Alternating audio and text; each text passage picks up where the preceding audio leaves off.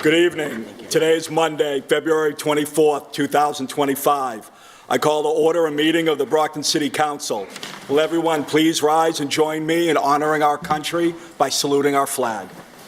I pledge allegiance to the flag of the United States of America and to the republic for which it stands, one nation, under God, indivisible, with liberty and justice for all. Mr. Clerk, agenda item number 1, please. Did you want to? Sorry, yeah. I apologize. For everyone's information, Councilor Rodriguez is participating in tonight's meeting remotely. Therefore, tonight, all votes will be taken by a roll call vote. Councilors and any speakers tonight are reminded to speak loudly and clearly so that our public and our remote participant can be heard at all times. Mr. Clerk, agenda item number 1, please. Item 1, we have the acceptance of the minutes of the January 27th, 2025 City Council meeting. Accepted and placed on file. We have the appointment of Dr. Eliza J. Wilson of Brockton, Mass. to the Brockton Redevelopment Authority for a 5-year term ending February 2030. This matter is referred to Finance. We have the reappointment of Patrick Hill of Brockton, Massachusetts to the position of Commissioner of Public Works for the City of Brockton for a 3-year term ending February 2028. Referred to Finance. We have a hearing. We have the petition of Sentinel Megastore LLC of 8 White Ave, Apartment 3, Brockton, Mass. for a secondhand article license located at 280 Main Street, Brockton, Mass. In City Clerk's Office, January 23rd, 2025. Hearing assigned for February 24th, 2025. All paperwork is on file. Time having arrived, I declare this hearing open. Is the petitioner present? If so, please come forward and present your name to the clerk. And I believe she has a translator with her, too. Okay. Yeah, yes. Yes, please, come forward.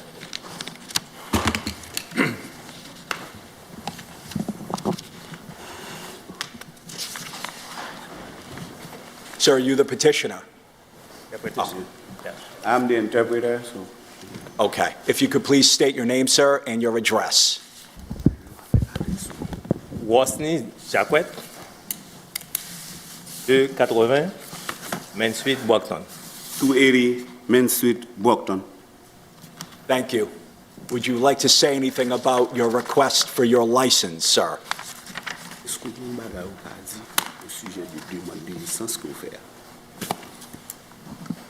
Ça m'a dit. What I would like to say, c'est que nous venons dans la communauté, nous voulons offrir service, nous participer dans le développement communautaire, c'est ça que fait. Nous ouvrons small business qu'on est capable de travailler avec la communauté. we come in the community, we would like to participate in the activities in the community, and that's why we open the small business to help the community. We appreciate that, sir. Thank you. Nous apprécions ça, merci. Mr. Clerk, if you could just elaborate on what the secondhand license is for and what's on file. Secondhand license is just for the ability to purchase, and it's under state law, Chapter 140, Section 55, for a collector of, dealer, or keeper of a shop for the purpose, sale, or barter of junk, old metals, or secondhand articles. This is not a secondhand jewelry license. That's a different license. This is for secondhand items that they'll be able to purchase and sell out of their, and there are strict laws that they'll need to follow as far as record keeping and all that they have. And those are under the state law, as I say, Chapter 140 of the General Laws, Section 55. This is, and coins and stamps do not fall under this. That's a different license. You don't need a secondhand license for that. And the police have, the state law gives the licensee has to allow the police or a representative of the License Commission anytime access to the records that they keep, that they have to keep, and they've been given all that information. Motion to recommend favorably. It's actually, the hearing's still open. Yes. Yes, Councilor Thank you. Nicastro, please. Castro. Yes. Good evening. I have a question regarding enforcement of this license. And you mentioned that records have to be kept. Who checks those records? Is a year-end report required? Who follows up on this? The after we police grant these department, licenses? these laws are all under the police department's jurisdiction under state law and license commission agents. And do they do this as a matter of course? They check? I on- believe they do. It's their responsibility. We're not an enforcement office, but the police are the enforcement. It's same enforcement as a pawn shop has, although we only have one left in the city, and we've outlawed pawn shops, so there'll be no more after this. But it's a police issue, and there are record-keeping rules that they have to follow under state law, and again, it's a police issue. Okay, And thank to my you. knowledge, they handle it, perhaps Officer Salamone could give us a little more backup, but the License Commission representative police are generally the people that handle these. We have about 12 of these licenses in the city. Many of them are, Best Buy, for instance, has one of these licenses because they buy used games, things like that. Anybody who buys used anything, appliances, clothes, which I believe is some of, like a consignment store, is supposed to have one of these also. The Charity Guild had one. They have since stepped away from theirs because they no longer do the thrift shop downtown. But that's who usually has these. And again, we have about 12 in the city. And we gave one out about a year ago, if you recall. Thank you. That's it. Thank you, Mr. President. Thank you, Counselor. Counselor Farwell. Thank you, Mr. Chairman. To the interpreter, what type of articles are they planning on, I don't want to say specifying for their business, but give us an example of some of the articles that you would see coming in and then being sold to the public, if you would, because that will give us an idea of what might be happening at 280 Main Street on a daily basis.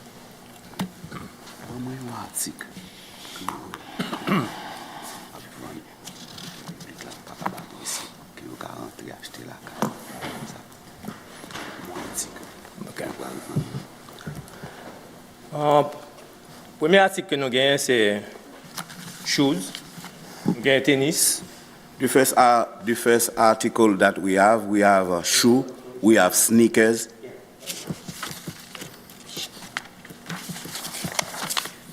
et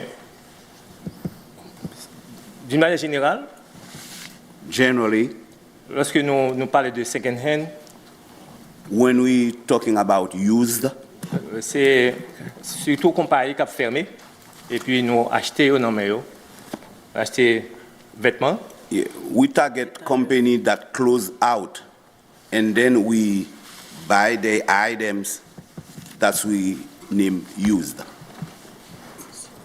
Like company become out of business, and they bought those items and to resell them.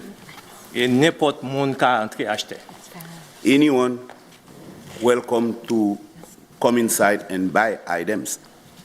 So it's not construction, pardon me, it's not construction materials or construction equipment or tools or things of that nature. Predominantly, it would be kind of like a secondhand clothing store where Yeah. people could come in and... Yes.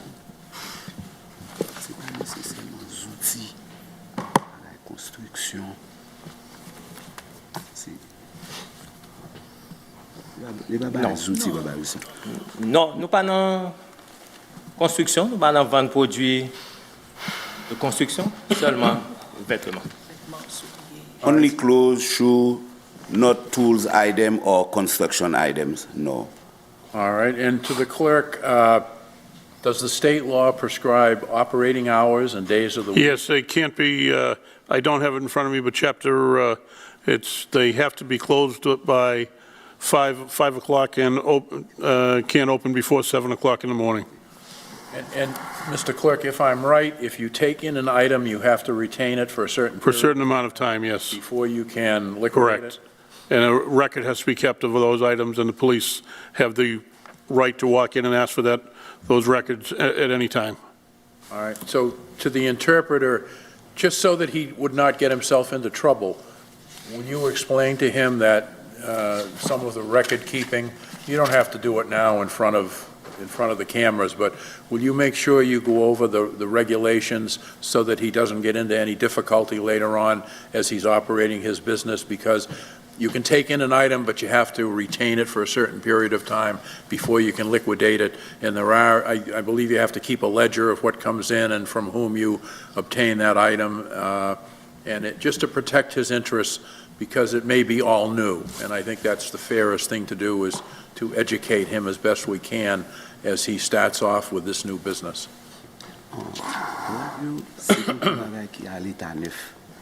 C'est-à-dire que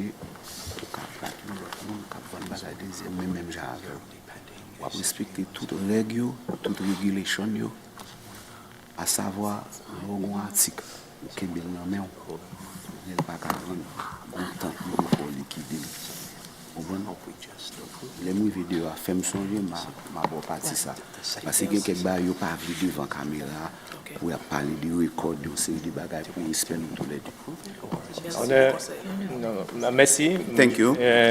Nous respecter et nous respecter tout principe, à Oui. savoir l'heure d'ouverture, l'heure de fermeture, et respecter tout règlement que la communauté, l'État mettait pour nous respecter.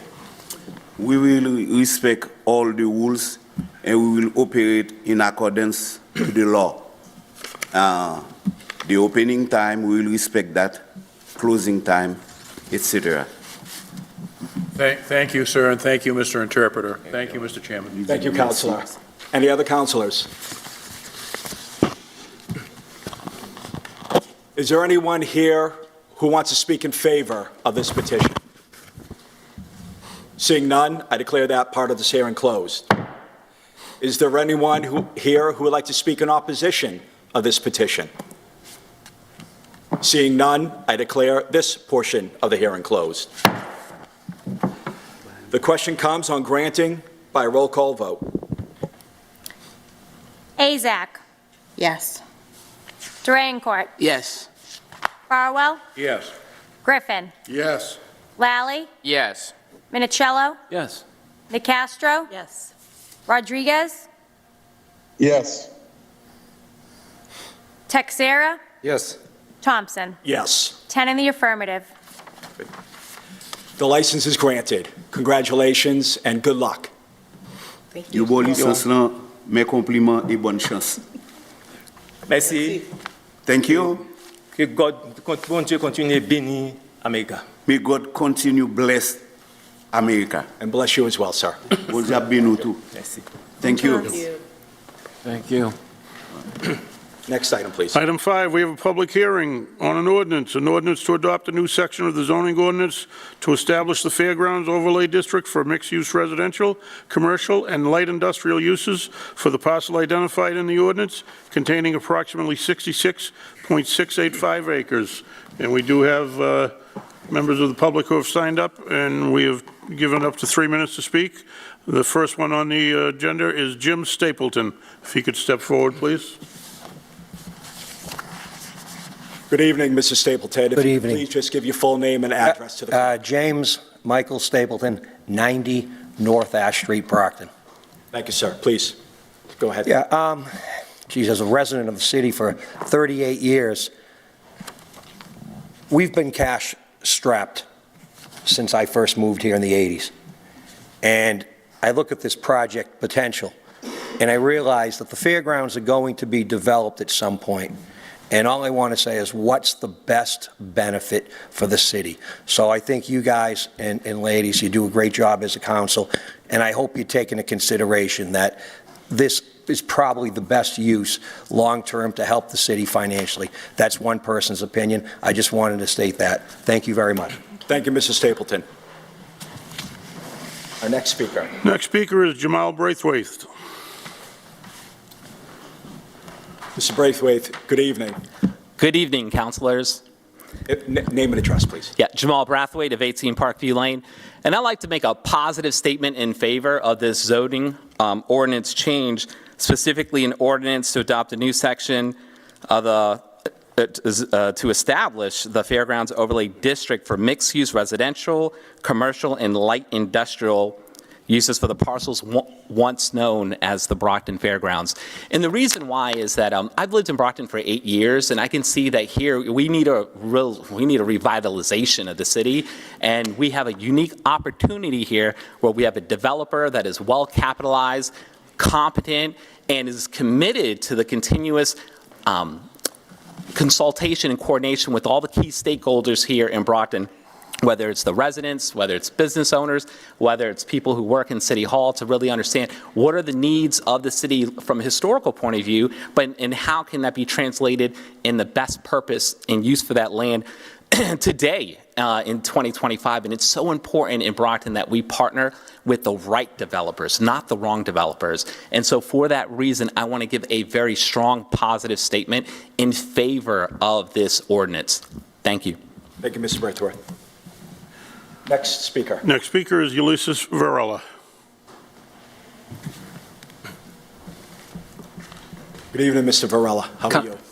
Councilors, good evening. Ulysses Varela. Please. Ulysses Varela, 81 Kenilworth Ave. Thank you, please. You're going to have to excuse me. One of my contacts is bothering me, but I wrote something for today's hearing. Good evening, councilors and members of the public. I come as a direct abutter with limited knowledge on the proposed ordinance, but with the limited knowledge that I do have, I've always had an issue with the ordinance for myself has always been about the quality of life, and I've had my concerns of what this project would mean for my family, my neighbors, and others who abut the property. Every day we deal with traffic, cars excessively speeding, and trash and debris that line our streets. With the size and scope of this project, I imagine that these issues will only get worse. That worries me as a property owner. What will this area look like in the long run? To a young boy who grew up in the neighborhood and delivered the enterprise from Belmont Street to Belmont Ave, I am worried. It is an area that I admired greatly with its rich history, and that history can be seen in the architects and homes that surround the neighborhood. I argue that we should preserve and protect this vulnerable neighborhood, as well as the others that abut the property. The residents can only take so much before they say enough is enough, and they move away.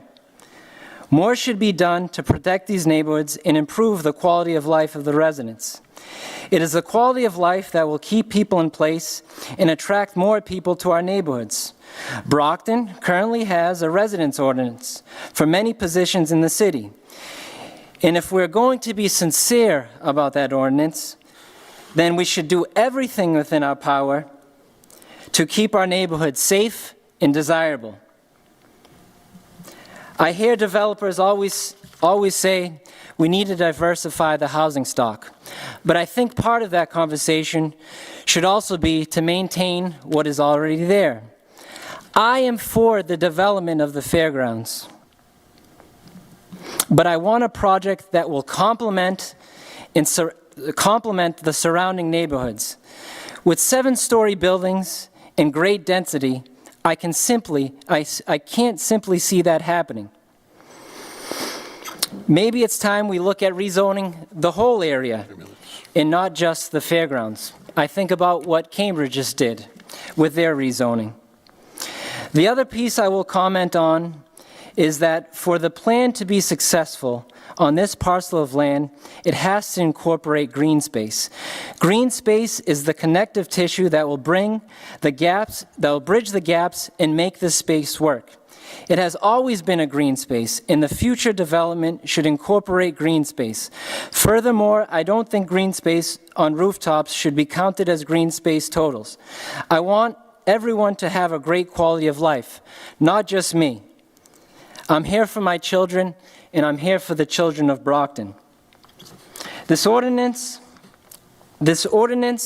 leaves much to be desired, and I hope as we move forward with this project, more information comes to light for the public. We deserve an opportunity to digest the information and do what's best for ourselves and our family. Again, I will say I'm for this project. Let's respect the history of the fairgrounds. I understand it's a unique development, but in order to move forward, again, I'll say it again, we have to collectively come together to do what's best for the city. It's a crucial piece of land, and I think if we all come together, we can do something that future generations can be proud of. Councilors, thank you for this opportunity. God bless, and God bless the city of Brockton. Thank you.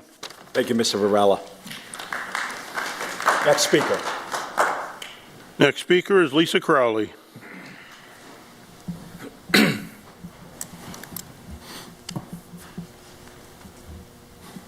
Good evening, Ms. Crowley. How are you? Good evening. Doing well, thank you. Thank you all for putting in the hard work to develop this overlay district. Ms. Crowley, just name and address, please. Yes, Lisa Crowley, 250 Howard Street. Thank you, the legal department, Rob May, and everyone else who put this together. I think it's a great job. It looks good, and we've made a lot of progress. I would like to make a couple of suggestions for the council to maybe consider. The 80-foot high height by right concerns me a lot. Ulysses had mentioned the nature and character of the neighborhood. That seems very high. That seems like a skyscraper in that area. It seems very high. I would suggest maybe limiting it to 50 feet by right, and if we wanted more than that, maybe bring it to the planning board for a special permit, so we could actually take a look at that versus allowing it by right away. 80 feet is Campello High Rise. That's been open space for 100 years. It'll block everything. It kind of comes across as Soviet-style block buildings. 1,500 to 2,000 units is a lot. I was kind of envisioning Avalon Bay type of project with the low to medium to market rate with beautiful peaks and a lovely layout. This seems very dense. I would also suggest the council maybe look into the spaces between those buildings. If you notice, they're only allowing 20 feet between 80-foot buildings, and they don't have to build 80 feet. I would add 30 to 35 feet between those buildings to create some more space. I would also limit the number of units to 750 units by right, the rest by special permit. So then people have the opportunity to be notified that this amount of building space is coming in. People aren't notified of this ordinance change like they are when they're special permits. Maybe you would see a lot more people who really looked at the ordinance and saw 80 feet, 1,500 to 2,000 units. The open space, I would increase it. I think I saw 5%, double it. And I agree, the rooftops, it does say pervious. The greenscape must be pervious. But it seems like it's a very, very dense project at this point, when I thought at one point it was going to be a lovely recreation of a nice building project. All of this space, where are the restaurants? No sports complex, we heard at the ordinance committee. That's already ruled out. There won't be any restaurants. There will only be space for housing and parking. I'd really like you guys to take a look at that density. That's a lot by right. The financing. I'm really confused about a couple of aspects that have come up. The Carneys have borrowed $77.7 million against the Fairgrounds and Raynham Park. If the property owners have $77 million and are part of the project, what financing are we waiting for? Also, if there are no assignments or leases, how is Andrew Flynn going to get any financing from any bank when he has no right to do anything on the property? He doesn't own it. Don't know what's going on there. 2 weeks ago, Mr. Burke won me a bet. I bet people, a couple of people, 2-3 years ago now, that the school buses parked on that property would be used as some kind of pre-existing condition. I hope you guys keep that in mind. Adverse use is 10 years. Those buses haven't been there. But the argument for buses parking, heavy industry, trucking. What do the carnies do? They do solid waste and trucking. Ms. Crowley, we have 30 more seconds, please. Yep. Anyway, I would like you guys to take a look. I look forward to the discussion. I am not against the development. I think the 80 feet is too much. I think it's too dense, and I really thank you for your work. I look forward to a good development. I just hope it's not a Trojan horse. Thank you. Thank you, Ms. Crowley. Our next speaker. Next speaker is Ted Carmen. Mr. Carmen, good evening. Good evening. Please name and address, sir. Thank you for letting me speak tonight. I'm happy to be here. I'm president of Concord Square Planning and Development. We have recently completed development of 93 Center Street, the Anglin Building, and the Petronelli Building at 28 Petronelli Way. So we're deeply engaged in Brockton's revitalization and moving forward. And I'd like to share with you tonight some information that I studied while we were in the early stages of 93 Center Street. And that is, I discovered really a remarkable study done by two professors, one from the University of Chicago and one from Berkeley. And they looked at the 200 largest market area regions in the country during the period from 1964 to 2009. And they measured over this whole period of time for each one of these regions the number of jobs that were added over that period, how wages increased, the number of new housing units that were built in each of these communities, how much housing prices went up. They measured, believe it or not, they have a way of measuring housing constraints. In other words, the extent to which these regions either encouraged or did not encourage new housing to be built. And they also measured or developed an interesting concept called total factor productivity, or TFP, which I had never heard of before. It took me a while to figure it out. But basically, TFP measures with an objective number the ability of a region to create jobs. And so, then it compared all these 200 communities in terms of how much in terms of all of these areas, how much TFP, what are the housing constraints, and so forth. Boston, naturally, has very high TFP because of the universities, the hospitals, the high tech, the finance, the location, the transportation system. Boston, when I say Boston, the region. Brockton is part of the region. It's unique in the country. There's San Francisco and Silicon Valley, maybe LA, Washington, D.C., New York City, and importantly, parts of the South, Atlanta, Raleigh-Durham, Austin, and Houston, and Fort Worth, Texas. And what they discovered was extremely interesting.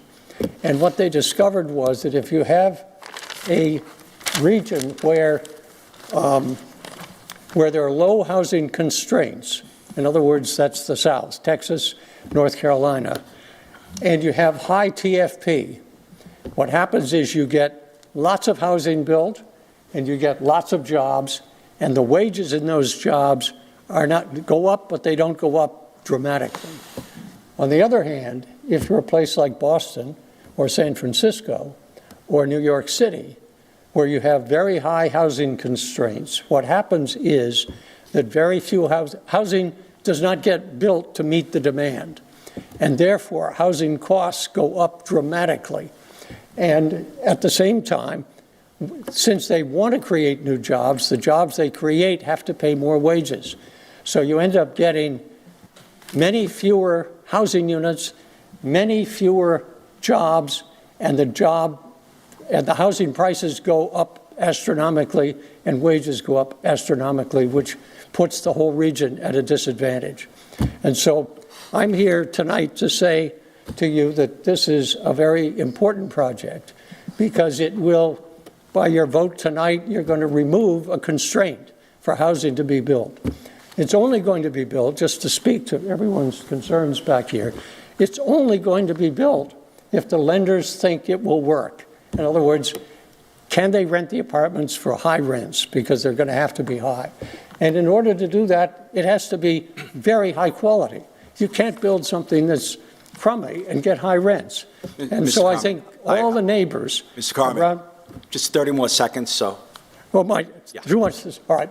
So I'm here to speak in favor of this. I hope you go forward with it. Before you leave, just name and address for our clerk. I'm sorry? Your name and address for the clerk, please. Ted Carmen. My home address? Yes, please. 94 Rossmore Road, Jamaica Plain, Boston, 02130. Thank you, sir. Thank you for joining us tonight. Next person signed up is Cynthia Hodges.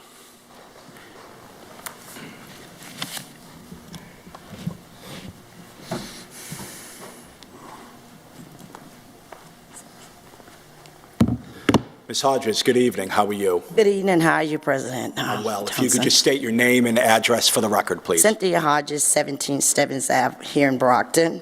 Great. I'm here. Hi, councils and everyone. As a longtime resident living near the Fairgrounds for over 20 years, I fully support the redevelopment of the Brockton Fairgrounds. Because also about a couple of weeks ago, 2 to 3 weeks ago, Rob May invited me also to a meeting to discuss, and I saw a new developed, blueprint of how it was going to look. We also did make some suggestions about having, some businesses underneath a rec center, like maybe Randolph, something like that. This project represent an opportunity for growth, revitalizations, and, a positive change for our community. For years, the Fairgrounds has been an important part of the Brockton history, but it's time to look, toward the future. Thoughtfully redeveloping can bring new economic opportunities, improvement even to our neighborhoods, quality of life, and create spaces that benefit residents, businesses, and future generation. I encourage city leaders to work together to ensure that this redevelopment reflects the needs and aspiration of the people of Brockton. I stand in favor of the progress and look forward to seeing this transformation benefit our great city. So that's why I'm here, because I live right near it. So if you look at it now, what can you say? Anything would be the way it looked now, in my opinion. Thank you, guys. Thank you, Ms. Hodges. That's all we have signed up, and there could be somebody that didn't sign up. So. I saw a few people enter after we began. We have time for 2 more speakers. Anybody here who would like to come forward and speak on this matter? Please, your name and address for the clerk. So good evening, everybody. My name is Quivian Stewart. I live at 64 Thurber Avenue. Good evening, Ms. Stewart. Good evening. So I recently purchased my property. I'm new to the Brockton area, Boston resident, born and raised, so I'm new here. Welcome to our city. Thank you. So I was back there Googling some information because I only knew of the meeting because there was a flyer in my mailbox, which is why I'm joining today. Prior to me moving here, the only thing that I knew of the Brockton Fair was the Brockton Fairgrounds was the Brockton Fair. And so now just listening to what everyone is saying, I'm not opposed or against the ordinance. However, just seeing that when you drive past there, the neighborhood is really quiet. I love where I live, coming from the city. And so now, I'm not sure of what her name is, the woman with the glasses and the blazer, but saying that there was going to be like 1,500 to 2,000 units, I think it is, when I was looking on Google as well. It seems like a lot of people in one place, and it may cause, traffic and, like a lot of other things. And so if there are going to be a lot of units that are there, is there also going to be not just market rent because everyone can't afford that, but if there will also be like affordable housing for others as well? So I don't have a lot of information, and I'm not well educated except just the few minutes that I did back there on Google, regarding the meeting. But I just would, I will still research more information, but just making sure that whatever is decided, that the best outcome and outlook is for the residents of Brockton. Thank you. Thank you, Ms. Stewart. Good time for one more. Anybody else?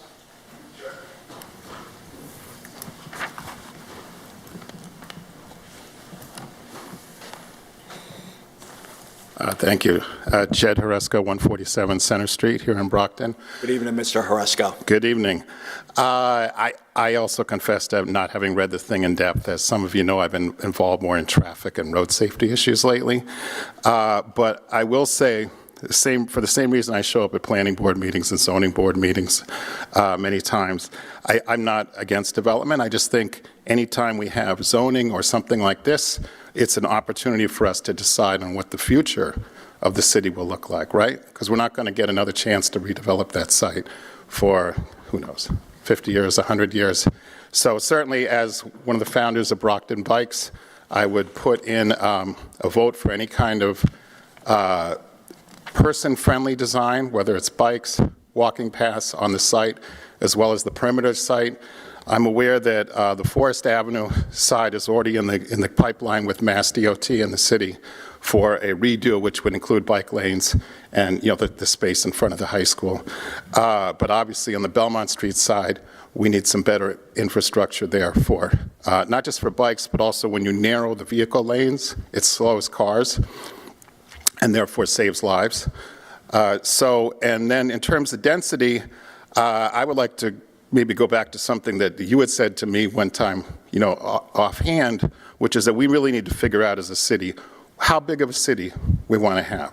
Because if we don't really have agreement on that, then we're going to have these debates that don't really get at the real issue, which is that do we want a city that's 120,000 people, right? Do we want a city 100,000 people? And when you read or hear the debates that people have, a lot of times it reflects their point of view or their bias towards that, right? We know we have people who don't want Brockton to change. They want it to be exactly the way it was when they moved here. And we have other people, I think myself included, that would like to, that imagine what Brockton could become, right? And so I agree that density should be done thoughtfully, but I'm not necessarily against 2,000 units, and it's certainly a better outcome than some of the industrial uses that people are afraid of. So thank you very much. Good night. Thank you, Mr. Haresco. Thanks. That will end our public comments for the night. Thank you all for joining us. Thank you for providing your comments. We appreciate you being a part of this discussion. Mr. Clerk, next agenda item, please. Item number 6, we have a communication from the mayor appointing Dr. Eliza J. Wilson of Brockton, Mass. to the Brockton Redevelopment Authority for a 5-year term ending in February 2030. Accepted and placed on file. Communication from the mayor reappointing Patrick Hill of Brockton, Mass. to the position of Commissioner of Public Works for the City of Brockton for a 3-year term ending February 2028. Accepted and placed on file. Communication from the Chief of Police requesting acceptance of the enclosed check for $598.40 made payable to the Brockton Police Department from 3A Enterprises, LLC. This generous donation was given to the Police Department for canine training and equipment. Accepted and placed on file. Communication from the mayor recommending the same. Accepted and filed. Communication from the CFO relative to the same. Accepted and filed. Communication from the mayor in accordance with the general laws of Massachusetts, Chapter 44, recommending that the City Council authorize the proposed land taking located at 54 North Main Street. This taking is part of the overall revitalization of the downtown and has been planned for some time as part of the Father Bill's Mainspring transition to its new Manley Street facility. Accepted and placed on file. Communication from the CFO relative to the same. Accepted and filed. Unfinished business, we have an ordinance to adopt a new section of the zoning ordinance to establish the Fairgrounds Overlay District for mixed-use residential, commercial, and light industrial uses for the parcel identified in the ordinance containing approximately 66.685 acres. In City Council, July 22, 2024, read and referred to the Standing Committee on Ordinance. That report was favorable as amended. That was passed to a third reading as amended by a hand vote. The question is on ordination as amended by a roll call vote. On the, So, okay, prior to any vote, we'll discuss amendments. Hang on, just 1 second. Councilor Griffin is the sponsor of this ordinance, so he'll start with the floor. Yes, thank you, Mr. Chairman. I'd like to make a motion at the outset to have our council go over some of the recommendations made by the legal department. Great. Madam Clerk. Second. Is that? You don't need a motion. You can let them. Oh, never mind. You can let them do I that. withdraw my second. So, councilors, what I'm going to read here are some suggested amendments that have been provided to you guys on a form. I'm going to read the ones that are in yellow. Yellow represents an agreement between the law department, myself as legislative counsel, and the language from the attorney for the developer, Jim Burke. So after reading it, if someone wants to make a motion to accept those ones, we can start there. The ones in green that are in front of you are where there was an impasse between the law department and suggestions from the developer, so those can be handled separately. So I'm only going to read what's in front of you as yellow, and then someone can say so moved with a second, and we'll be able to act on the yellow portions. So that would be to insert FOD in Section 1 for the purposes, to strike the Fairgrounds Overlay District in Section 2 and insert in its place FOD, to strike section references in site plan review and make it so that it reads 85-89A.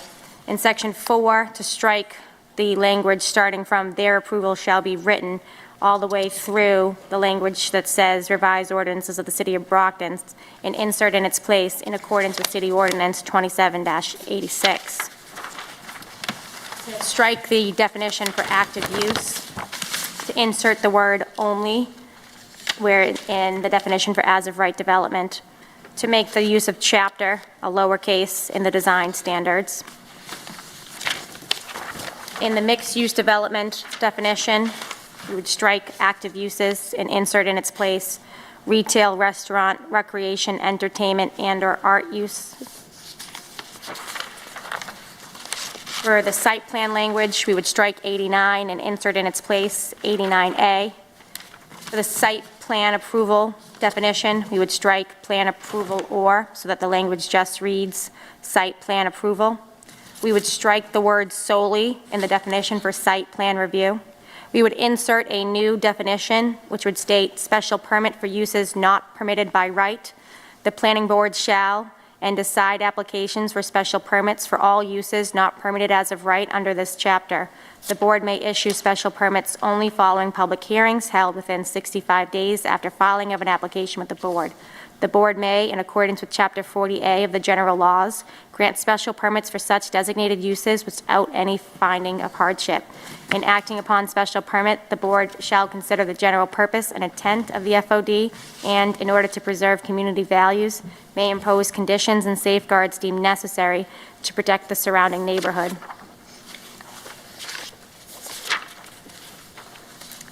Under permitted uses, we would strike the language that says residential permitted, and we would include the following language. The following uses shall be permitted in the FOD as of right upon site plan approval pursuant to the provisions of this article.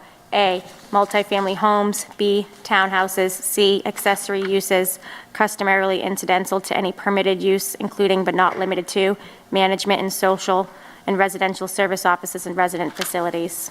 We would insert the word is in the following paragraph, striking in Section 27-276, insert above family dwellings with, and strike any number of residential units.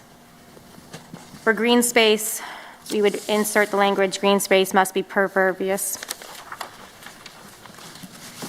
Mixed-use provisions in subsection B, we would strike Fairgrounds Overlay District and insert FOD. We would insert must only abut West Street or Forest Avenue. Mixed-use developments shall not, and then it'll continue to read abut Thurber Avenue. We would strike the word mixes in the next section where it says prohibited mixed uses. We would insert strong odors into subsection A. We would insert odor in subsection B, noise, and glare in subsection B. We would strike the language active uses within a mixed-use development and strike that entire paragraph. On the location and buffering of surface parking, we would strike the language extent feasible be located at the rear or side. And at the end of that paragraph, we would insert the following. Surface parking area shall be shielded from the public right-of-way, public park space or pedestrian way by a 7-foot wide landscaped buffer yard.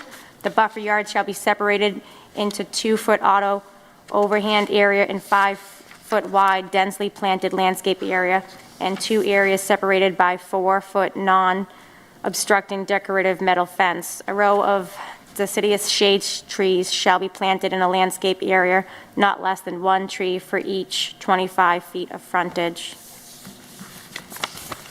In the landscaping section under the design standards, we would take away the words taken into account and insert considered.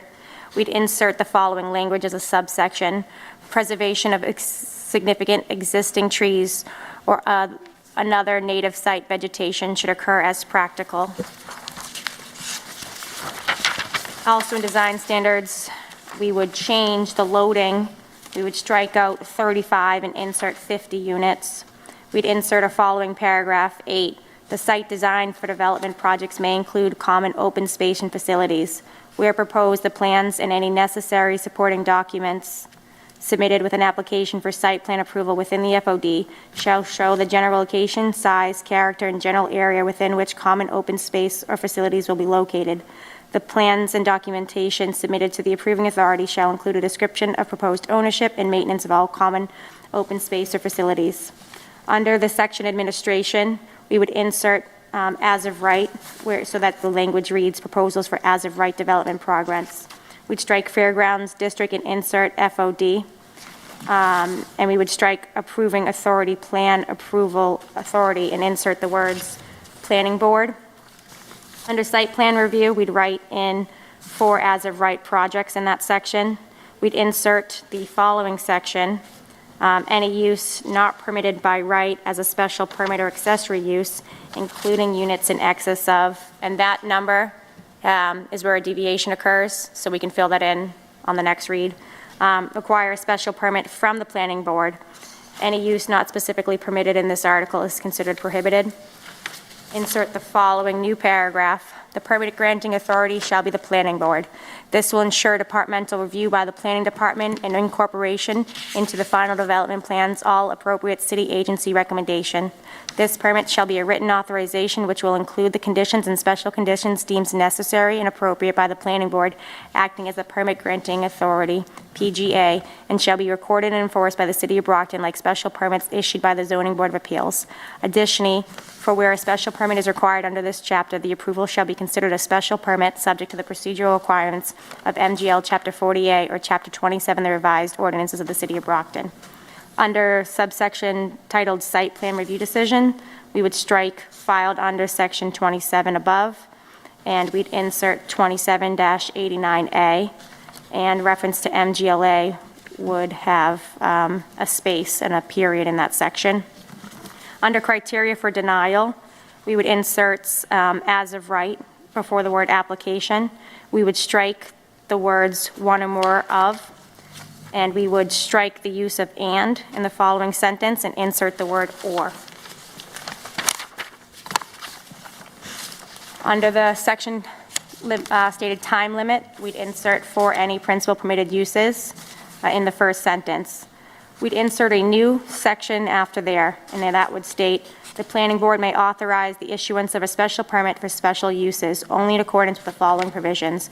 A, special uses for which special permits may be issued shall be deemed to be permitted use, subject to the conditions contained in this article. Any special use permitted as provided for herein shall be deemed a confirming use only as of the time of its actual establishment. B, special use shall be considered an individual case, and such use shall conform to the standards of this article. In addition to the specific requirements for each of the special uses enumerated elsewhere in this article, the Board of Appeals shall find that the special use fully complies with all applicable regulations of this or other city ordinances. The use will be of such location, size, and character that generally it will be in a harmony with the appropriate and orderly development of the zone in which the use is situated, and will not be detrimental to the existing neighborhood or orderly development of adjacent properties, nor inconsistent with any officially adopted master plan for the city. The adequate ingress and egress for parking areas is so designed as to cause minimum interference with traffic on abutting streets. F, such use will also fully comply with the additional standards set forth in sections 27-38. G, in the floodplain, watersheds, and wetland protection zone, such uses must not conflict with the purpose of the zone by reducing water storage capacity, interfering with the natural flow of any water course, or otherwise affecting the natural hydrology of an area or endangering the health or safety of the residents thereof. H, each special permit issued by the planning board for projects within the FOD shall lapse within 1 year from the date of issuance if any special use has not been commenced prior to the year's expiration without good cause, or in case of permit for construction, if construction has not begun by such date except by good cause. We'd also insert the following paragraph: enforcement and appeal. The provisions of the FOD shall be administered by the building inspector except as otherwise provided herein. An appeal arising out of action by the approving authority regarding application for plan approval shall be governed by the provisions of MGL Chapter 40A applicable to as-of-right projects which have been subject only to a non-discretionary site plan review not involving or requiring any special permit, and shall be made to a court of competent jurisdiction as set forth in MGL Chapter 40A, Section 17. In Section 27, the section that's titled Change in Plans After Approval by Approving Authority, the major change language in subsection B would be changed from 15 to 10% or greater. And for movement of any automobile access points along the public right-of-way, that shall read 40 feet. That shall read 30 feet instead of 40 feet. And that is a reading of all of the agreed-upon language between the law department and the developer's attorney. So you'd be making a motion to amend as stated by clerk? Yes, Mr. Chairman, I'd like to make an amendment to make the changes that the lawyer has just read. Second. Second. Motion to amend has been made and properly seconded. We'll accept the amendment through a roll call vote. Azak. Yes. Durancourt. Yes. Farwell. Yes. Griffin. Yes. Lally. Yes. Minicello. Yes. Nicastro. Yes. Rodriguez. Yes. Texera. Yes. Thompson. Yes. That's 10 in the affirmative. The amendment passes. So then, councilors, we're going to, did you want to go through the green, or do you have a separate non-green amendment you would like to discuss? I have separate but agreed with after consultation with Attorney Burke, but if we want to go to green, that's fine. We'll scroll through the green, and then we'll do outside the green amendments after. Okay.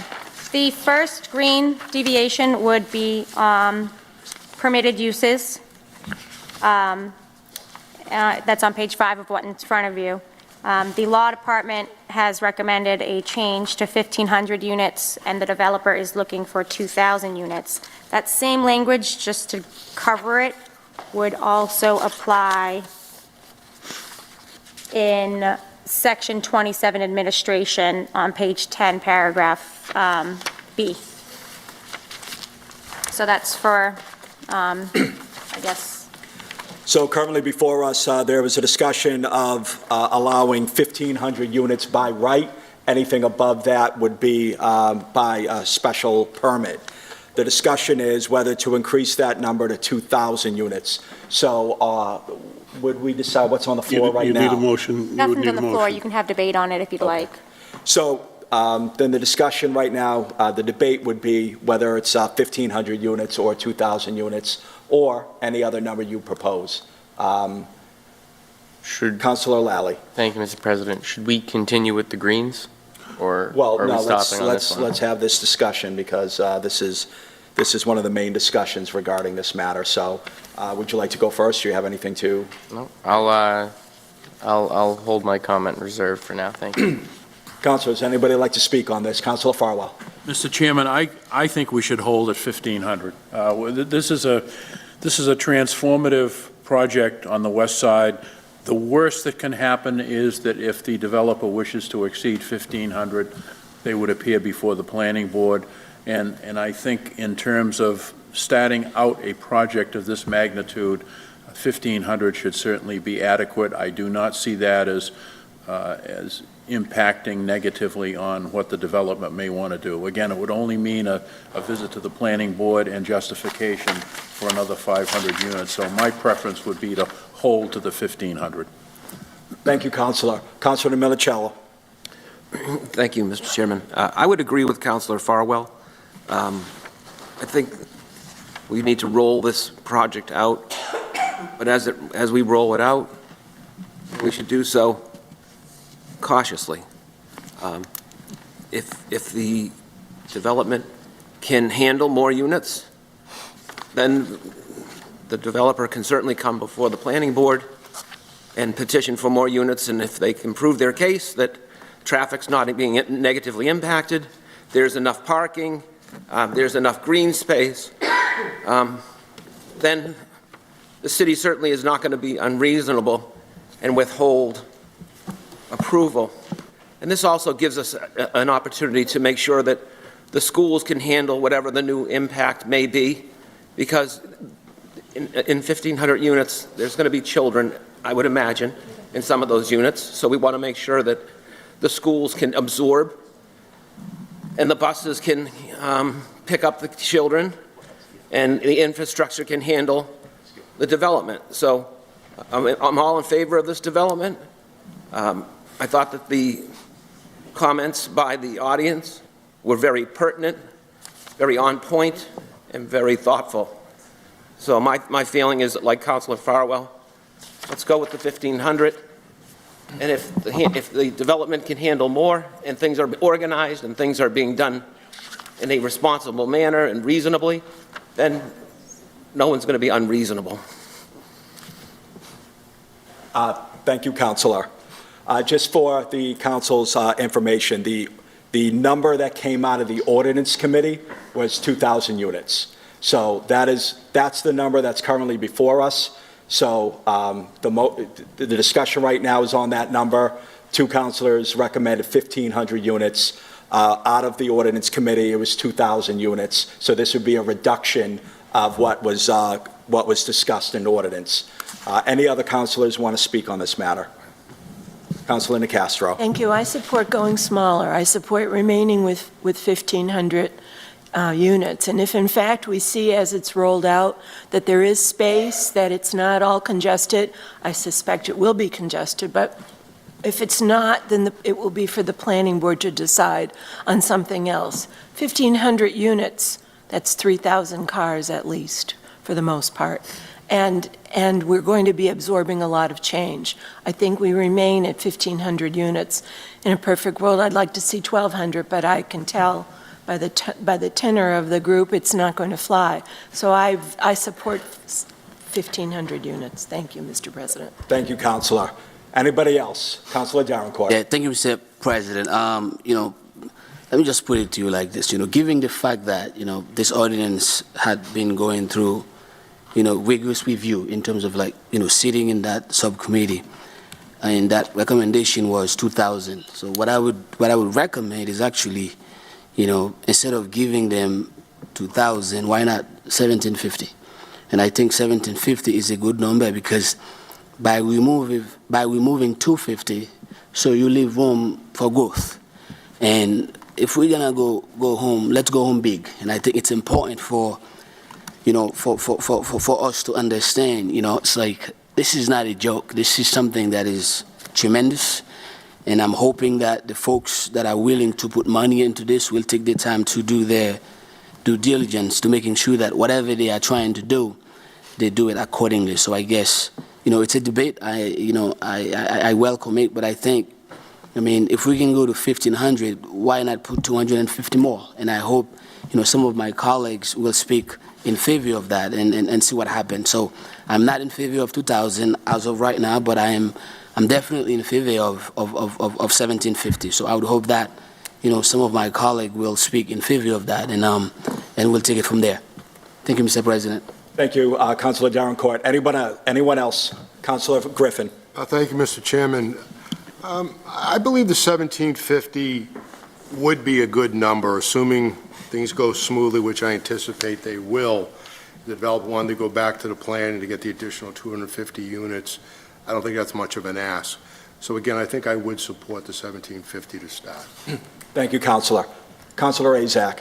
Thank you, Mr. President. I would like to ask Attorney Burke or the developer if they've looked at this number and would 1,500 or 7, how do you feel about, obviously it's not what you originally want, but where do you stand with this?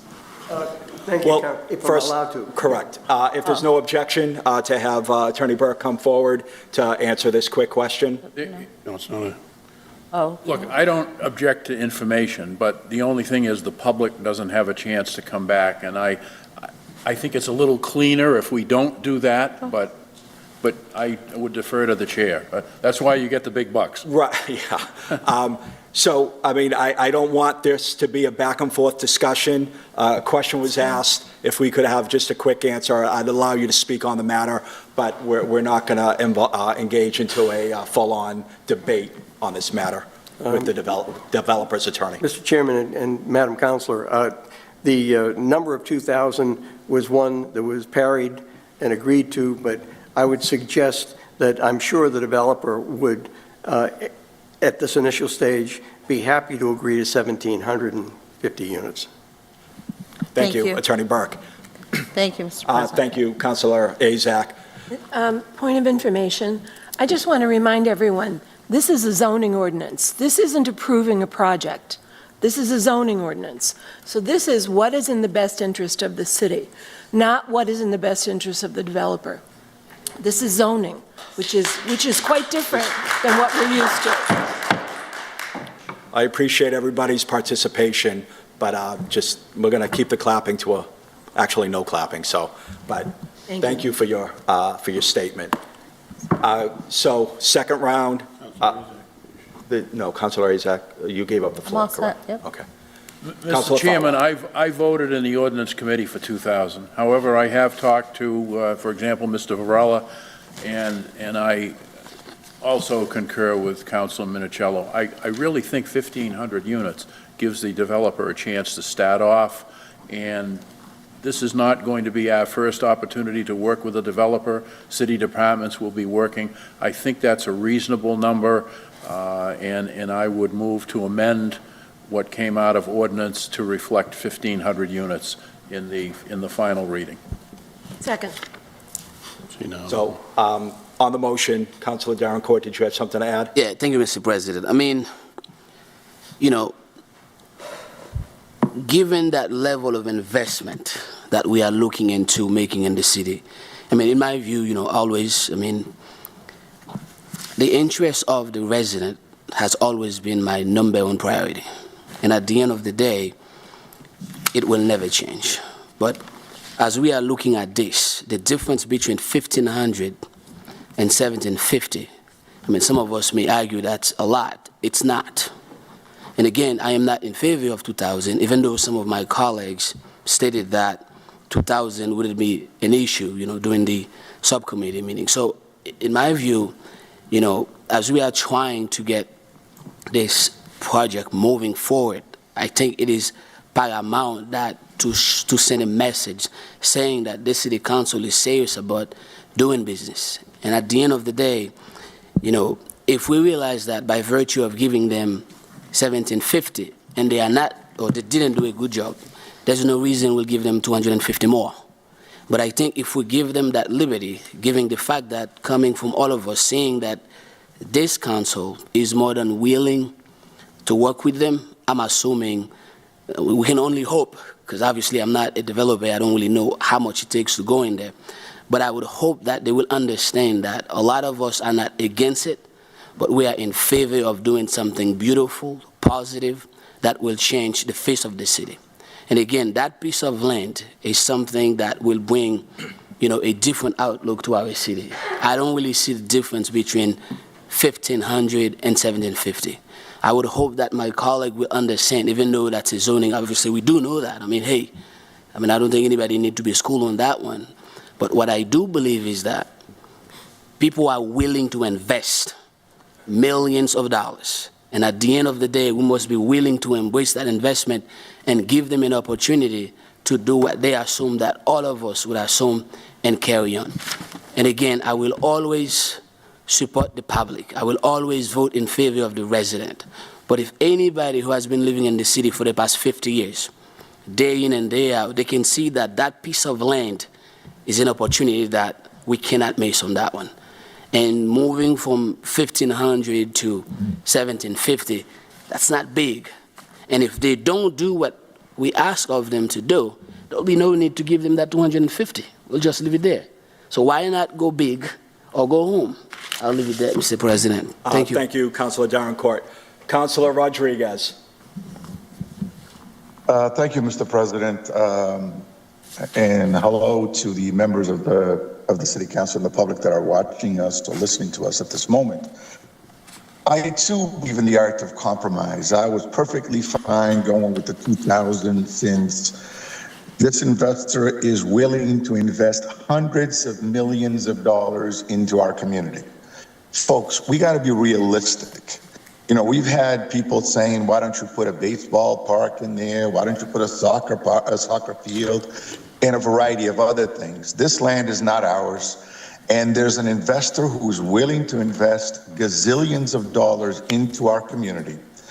I heard that, I heard the concerns that Councilor Minicello had with the number of children that will be infused into our school system. And Councilor, I just want to state for the record and for the fact that we want children to be infused into our school system, because the more children we have infused into our school system, it means that our city is growing and developing. It also brings more resources into the community. We have to stop this thinking that we are South Avon.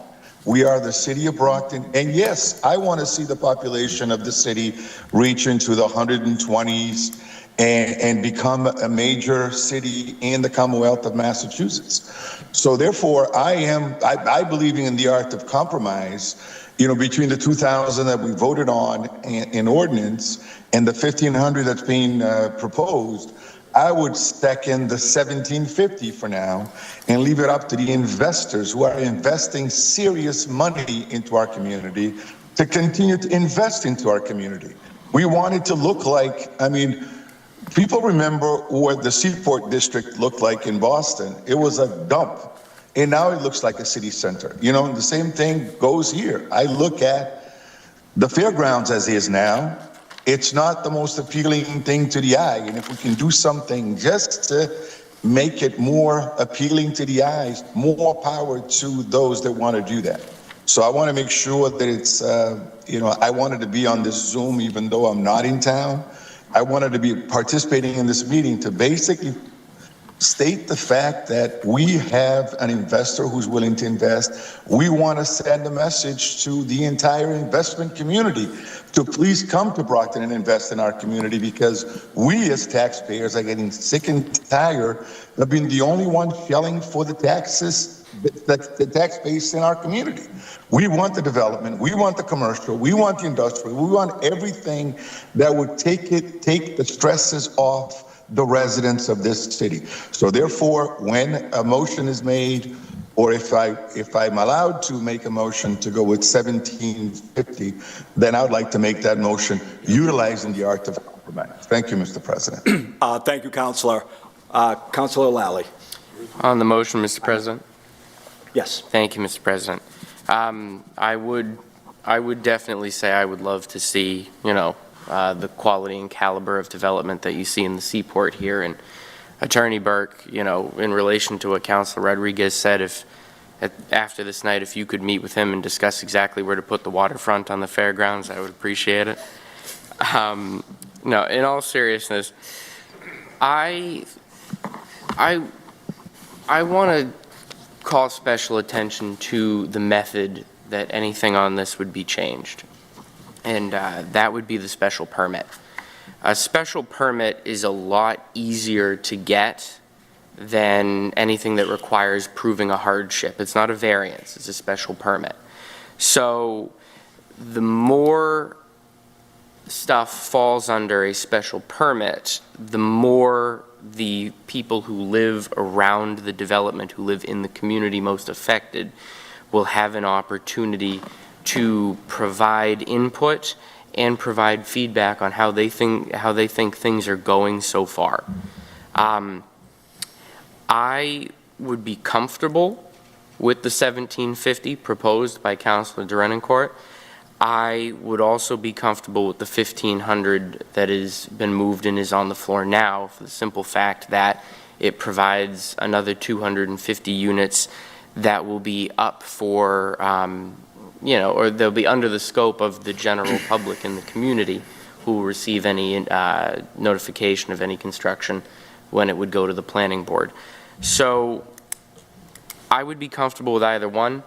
There is a motion on the floor. I am prepared to vote for 1500. If that does not pass, I am comfortable with 1750.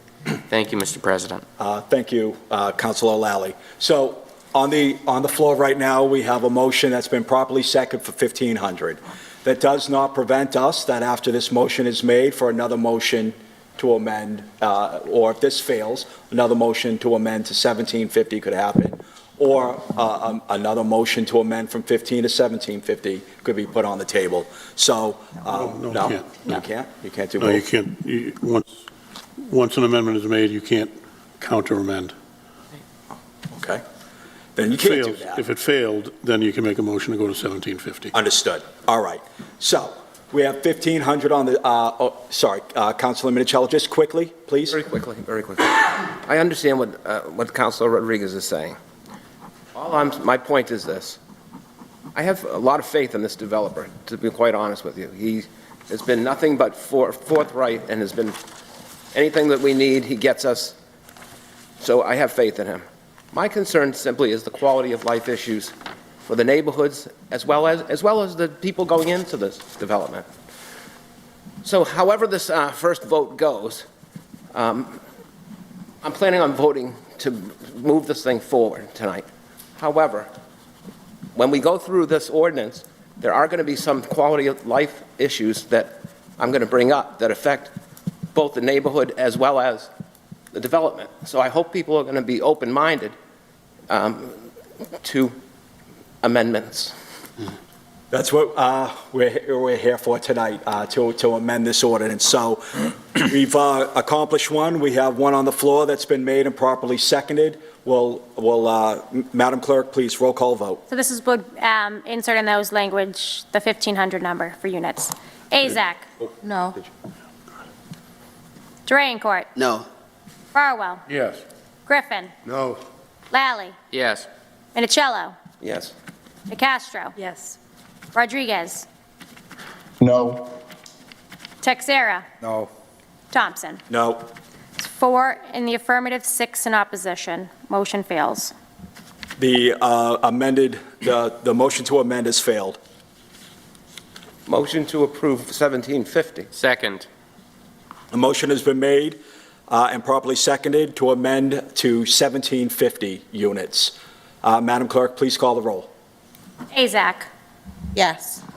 Derenoncourt. Yes. Farwell. Yes. Griffin. Yes. Lally. Yes. Minicello. Yes. DeCastro. Yes. Rodriguez. Yes. Texera. Yes. Thompson. Yes. 10 in the affirmative. The ordinance is amended.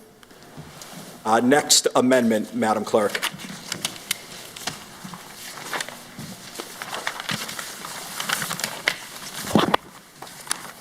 I'm going to read both proposals. This is on parking. I think perhaps the best way to do, This was the second page, was oh, sorry. We did Thurber the first one. We did. Yep, Okay. so it would be, at this point, would be to, Page 6.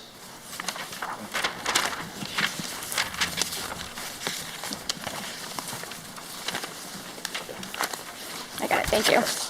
The law department is looking to insert this language into prohibited uses under section B, or any other reason. And so that paragraph would read, any other use dangerous to persons within or outside the district by reason of emission of odor, fumes, gases, particulate matter, smoke, noise, vibration, glare, radiation, electrical interference, threat of fire or explosion, or any other reason. Madam Clerk, just what came out of ordinance? Was that language in the order that came out of ordinance? No. So if someone is looking to adopt the language that is recommended by the law department and the planner, then you would make a motion to insert or any other reason. The developer does not want that language in there. If you are in agreement with the developer not including that, you do not need a motion. Mr. Chairman, a point of inquiry. Please. I have, under mixed-use development, I have Thurber as in green, as if that's in, so you have jumped ahead, I think, to the next section. When I read the version in yellow, I did include that to say Forest Ave because that was a recognized typo from the law department. Okay. So it's green now, but it really is a yellow. All right, thank you. So she is essentially saying that that matter has already That's been resolved. approved and resolved in the prior amendment. Thank you. Would anybody like to speak on this? Councilor Azak. Thank you. So a question to our legislative council. Like, what is this, changing this, what would that actually cover?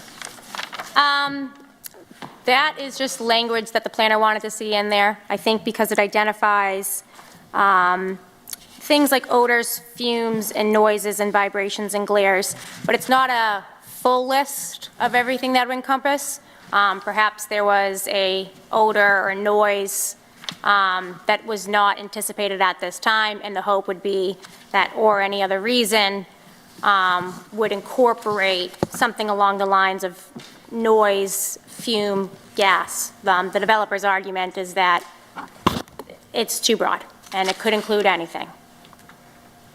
So who would determine what that anything would be? The enforcement body. That would be probably through an enforcement action. Okay. Okay, thank you. So, motion to strike. No, it wouldn't be a motion to strike. If you want the language included, to include the language or any other reason, you would make that motion. Yes, I'm moving to strike that language. So the language is not there. Essentially, the motion would be to include the language. So if the will of this council was to not include the language, just tell me and I'll move on. If anyone wants it, make a motion. Nobody makes a motion. Just to clarify, some of this language is new to be inserted then. We're not simply reviewing what came out of ordinance. Correct. That's in disagreement. Correct. Okay, I did not understand that. My apologies. Okay, no problem, Counselor. It is a little confusing. Hearing no motion, we'll move on to the next amendment. Councilor Minicello. With regard to that language, or any other reason, can we add or any other reason that may interfere with residential? I mean, you're welcome to make any motion that you so choose. We'll vote on any motion you make, but I believe it seems like the will of this council is not to include any expansive language like or any other reason. All I would suggest is that interferes with residential use. I mean, but what my point is, we don't want to create a development that is going to be burdened with industrial type of uses that are going to turn people off. I mean, I want this project to succeed. So, and I want the new people going to come in the residential units I want them to be happy and content. I want the neighborhood to be happy and content.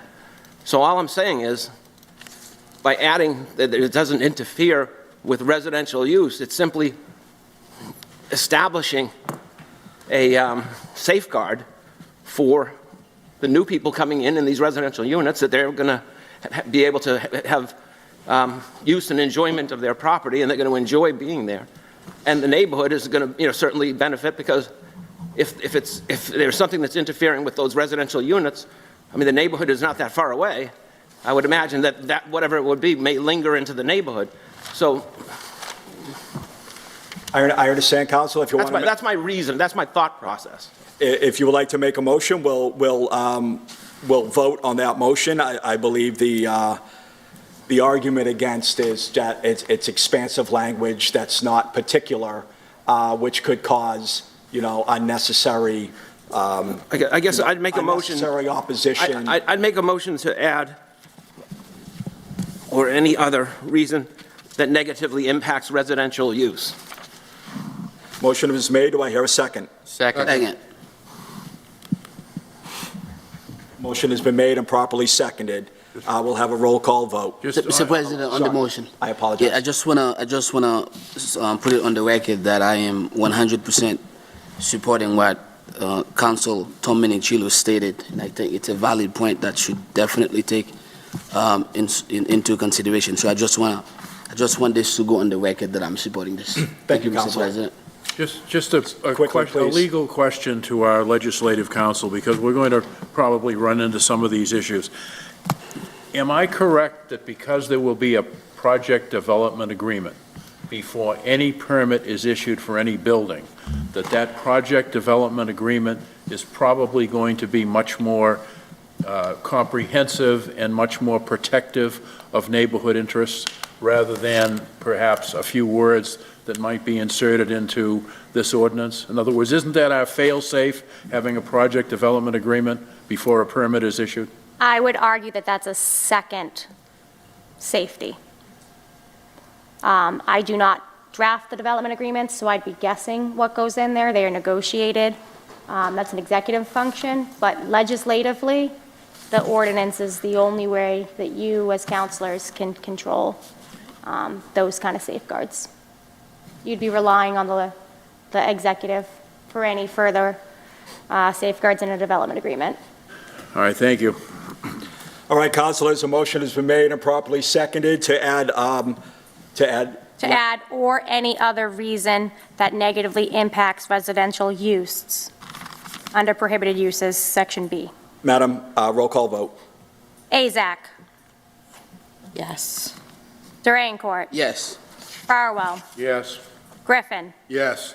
Lally. Yes. Minichiello. Yes. Nicastro. Yes. Rodriguez. Yes. Texera. Yes. Thompson. Yes. 10 in the affirmative. The amendment is approved. Next amendment, Madam Clerk.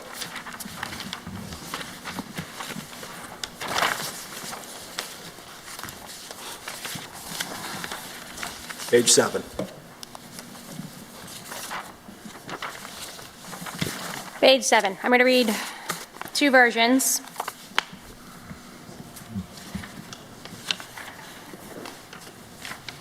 Actually, I'm not going to read two versions. Okay.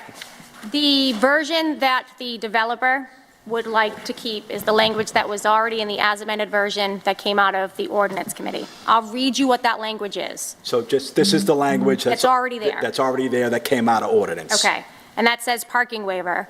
The planning board has the authority to grant a waiver from the parking ratio requirements of this section for up to a 50% reduction in required parking, provided that the planning board finds, in addition to any requirements set forth in 27-section, it'll reference it here, that the mixed-use nature of the development reduces overall vehicular demand, or that the project is implementing transportation demand measures to reduce vehicular demand and/or impacts from the projects.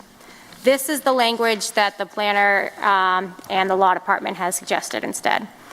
So if you agree with this language, it would be a motion to strike the parking waiver language and insert this in its place. Shouldn't have done this in green. Okay. Payment in lieu of parking. With the approval of the permitting authority, the applicant may take either a cash payment in lieu of providing the required parking or a partial cash payment combined with a partial provision of the required parking. Applicants wishing to make use of this option are strongly encouraged to meet with the planning director prior to formal submission of an application to help determine project compliance. Payment must be made in accordance with an adopted parking plan and shall be applied to the nearest planned or existing municipal facility to the site in question. Subsection I, such payment shall be made to the City of Brockton. The city shall hold such payment in a stabilization fund dedicated to land acquisition, design, and construction of municipal parking. This may include repayment of any debt incurred by the city for capital costs associated with land acquisition, design, and/or construction of parking. 2, the rules and regulations of permitting authority shall be updated not less than every 2 years and shall designate the parking space contribution. This shall be reflective of the costs to construct structured parking space in the city and shall be the payment required for each required parking space that will not be provided in the development. 3, no certificate of occupancy shall be issued unless and until all deeds, covenants, contractual agreements, and all other documents necessary to ensure compliance with this article have been submitted to and approved by the permitting authority's designee, and the payment has been made. The payment in lieu of fee shall be paid to the city in not more than 3 equal annual installments upon the issuance of a certificate of occupancy. The remaining payment shall be due and payable annually on the anniversary of the first payment, and non-payment shall be grounds for revocation of certificates of occupancy for development. For development projects that create condominium units, the payment for the whole project must be made before the issuance of a certificate of occupancy. Subsection 4, upon payment of the in lieu fee, the property shall be deemed confirming with respect to those spaces required. So, councilors, as I stated, the stricken language on this document is the language that came out of ordinance. This other language that was just read is language from the planning department. Any debate on this matter? Councilors? Any motion on this matter? Let's move on. Okay. And then lastly, dumpsters. Dumpsters, page 10. The law department and the planner is looking for the language to read as follows. All dumpsters shall be internal to the building. Councilors, right now, if you could read the language that came out of ordinance. All dumpsters shall be screened or covered to the extent feasible. Councilors, any debate? Any motion? Oh, Councilor. Just a question. I mean, we have an ordinance for dumpsters. So how does that work with? You have lots of This would supersede ordinances. it, right. Yep, this would be, the way an overlay district works is you get the benefit of the underlying zoning, and then you have your own zoning. So it would be, Layer. yeah. All right, councilors, no debate, no motion, so we'll move on to any, I believe that's the last of the green language. Yep. So we'll move on to any additional amendments that anybody would like to discuss. Councilor Minichiello. Well, since we were just at parking, on page 7, at the top, small a, it refers to the minimum 1.3 parking spaces per residential unit. See that? Yes. Okay. I wanted to consider or discuss some additional language. Should the above parking space minimum requirement be determined to be inadequate, the planning board reserves the right to review and recommend additional parking in order to meet the demand created by the residential overlay development. Meaning that when this development gets going, 1,750 units, right now they're required to give 1.3 spaces. But if in fact we find out that that is just not adequate, that people are coming with 2 cars, that people, on weekends, friends are coming, holidays, people are coming, there might need to be some sort of an additional review of this thing for quality of life type of purposes, with regard to parking. So all I'm saying is that I just think we need to have a little safeguard to have the planning board be able to review the adequacy if, in fact, time proves that 1.3 spaces is just not going to do it. That's all. Councilor, I believe, and answer me if I'm not correct, the parking waiver language we just discussed is the review. Is that correct, or is that? The parking waiver would allow to be relieved of the parking minimum up to 50%. I don't think it meets what I'm talking about. Okay.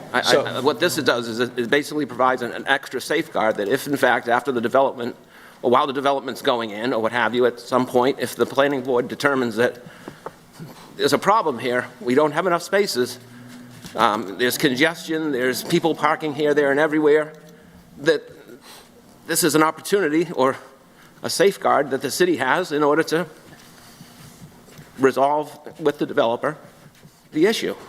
So what specifically is your language, or, what specifically? So my language would basically be that should the parking space minimum prove to be inadequate, the planning board shall retain the right to review and require additional parking in order to meet the demand created by the residential overlay development.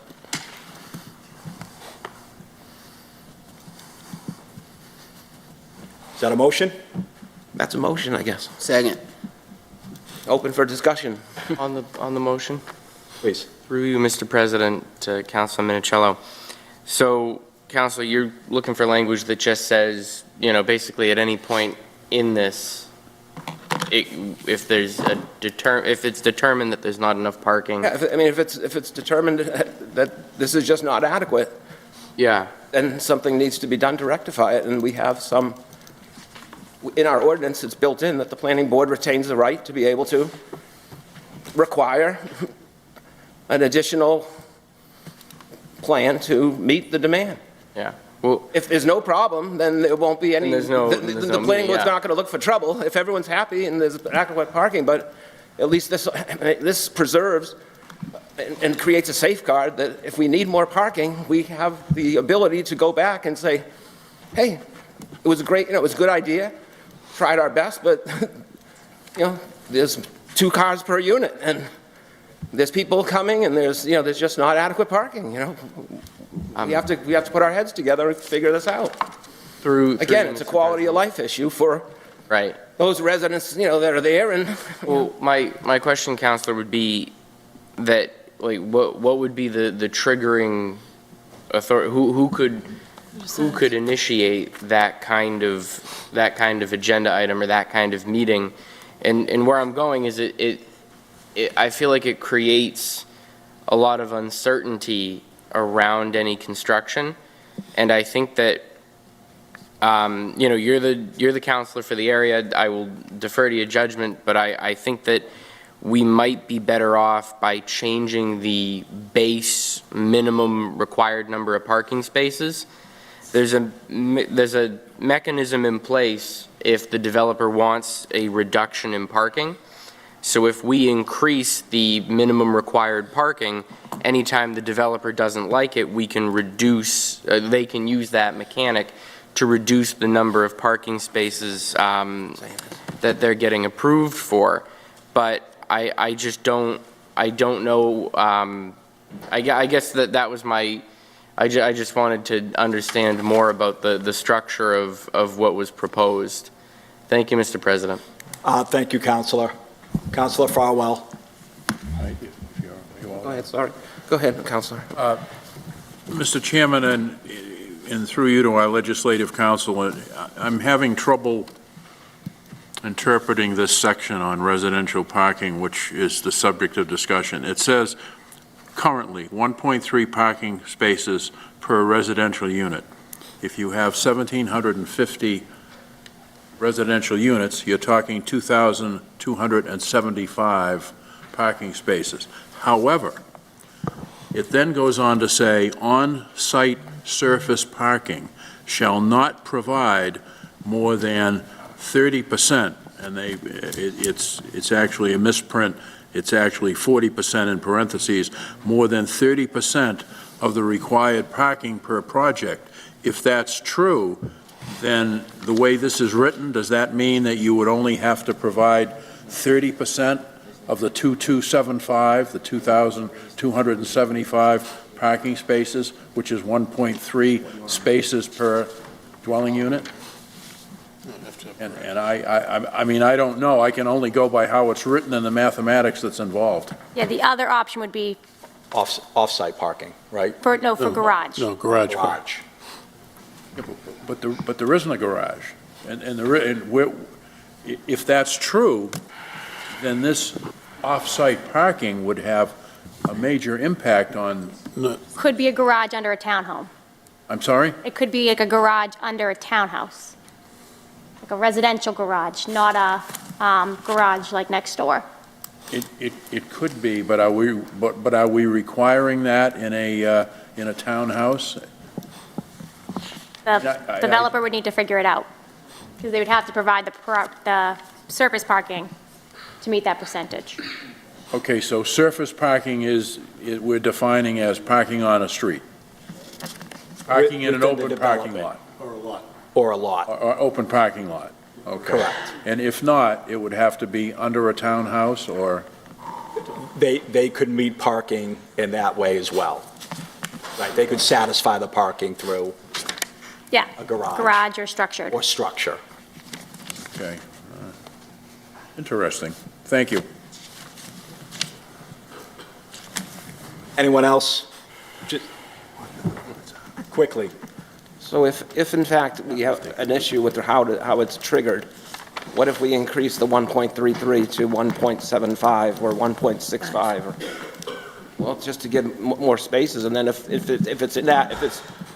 it's excessive, then there's nothing to prevent the developer from basically petitioning and saying this is overkill. But at least this way we have a little more of a safeguard.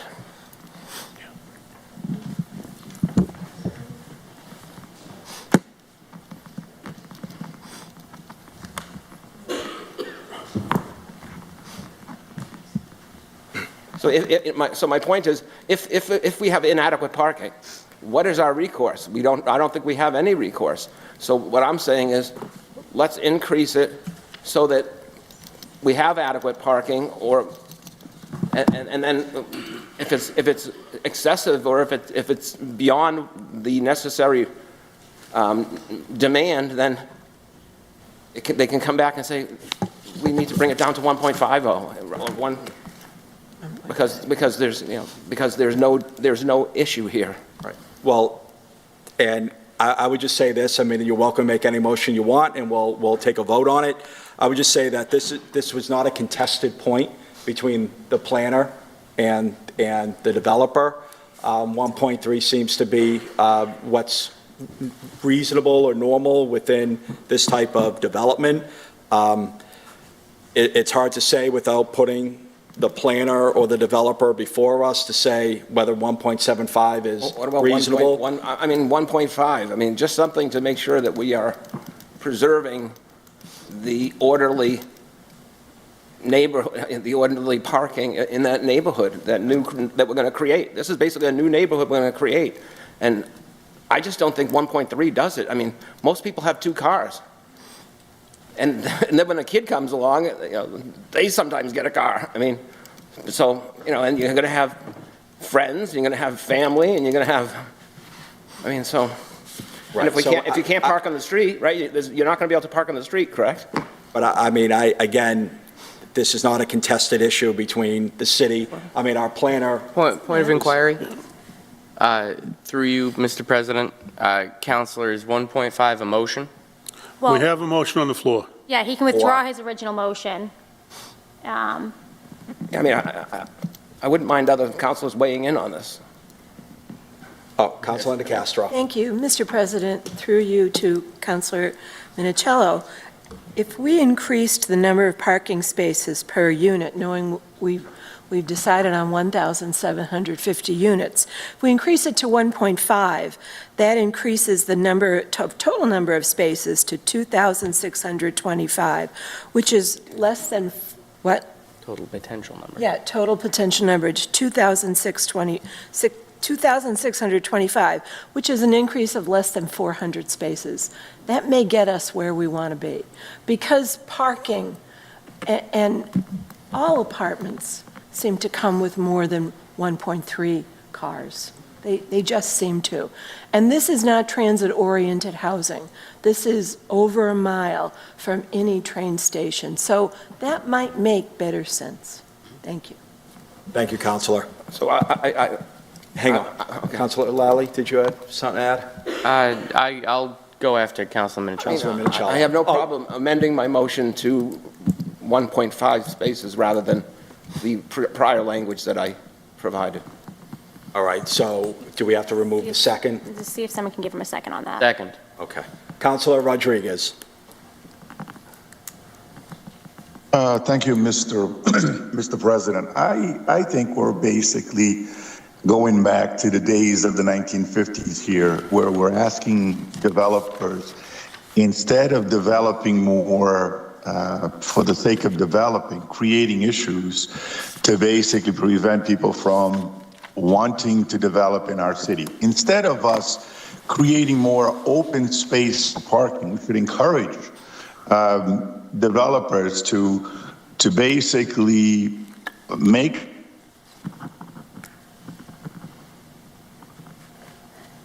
there's a bat line that goes right by these units on Belmont Street, so people can take the bus to the terminal center and then take the trains in and out of the city. And I think us creating this issue. So let me just pose a question here. One of the residents decides to throw a graduation party at one of the kids graduating from high school, from college, or whatever, and there's 200 guests coming in. Are we going to come back and say, well, you know, we're going to assume that each one of these units are going to have one of these get-togethers once in a while. Therefore, instead of 1.3, we're going to have 1.3 or 1.5 times possibly an extra 200 every week because these people come in. I know I brought up the Seaport District, and thank you, Lally, for making that water remark. Are we actually asking these people that live in these buildings to make sure that they have 1.7, 1.5 parking spots per unit? I think what it does, it hinders development. And I think we ought to, we discussed this in ordinance, and we ought to stick with what is in ordinance and let the developer move forward with this project, because, we're basically now dictating exactly how many bushes, how many of this, how many of that, when we're basically setting the zoning overlay here and not necessarily approving a project. I mean, that can actually come later on, but right now, I think we're nitpicking in situations that is not going to be viewed very favorable, because you got to understand something. Some of us look into developing the city and not just looking at it the way it has been or it should be. I too am an award councilor, being elected at large. This area is within the domain of the at-large councilors, the four of us that are at large in the city. So we got to take this stuff seriously as well. But also, let's start putting barriers. Let's start. We spend way too much time with the no and try to convince, asking these developers to become. Basically, they tell us, what can you do to make me become a yes? When it should be the other way around. I think we should be a yes and then move into a no versus the other way around. So my focus or my vote would be leave it as is, as discussed in ordinance, and move forward with it, so we're not going to sit here and nitpick every single thing in this project when we're not at that point yet. Thank you, Mr. President. Thank you, Councilor. Just lastly, please. Mr. Oh. Did I call on you for? Okay, go ahead, Councilor Lally. Thank you, Counselor. I would start by saying that I don't believe this is like the way this government used to operate in the 1950s, by virtue of the fact that there is what can be called nitpicking going on. As a ward councilor, I can say that, the ward councilors were elected by a very, focused group of the city. One area to represent the, concerns and the interests of that area. And that is what Councilor Minicello is doing as the Ward 1 councilor. As a councilor that represents a ward that is very, predominantly dominated by housing constructed in the 50s and the early 60s, I can tell you that that stuff got through without the, protocols and protections of today. And one thing that I think you could find in most parts of the city in established neighborhoods are people saying, oh, geez, I wish I had more parking. As a member of the Traffic Commission, that's something we receive concerns about all the time is, a request for parking. So I don't think this is managing bushes. I think this is making sure that someone without parking 5 years from now isn't parking on top of a neighbor on Thurber's bushes.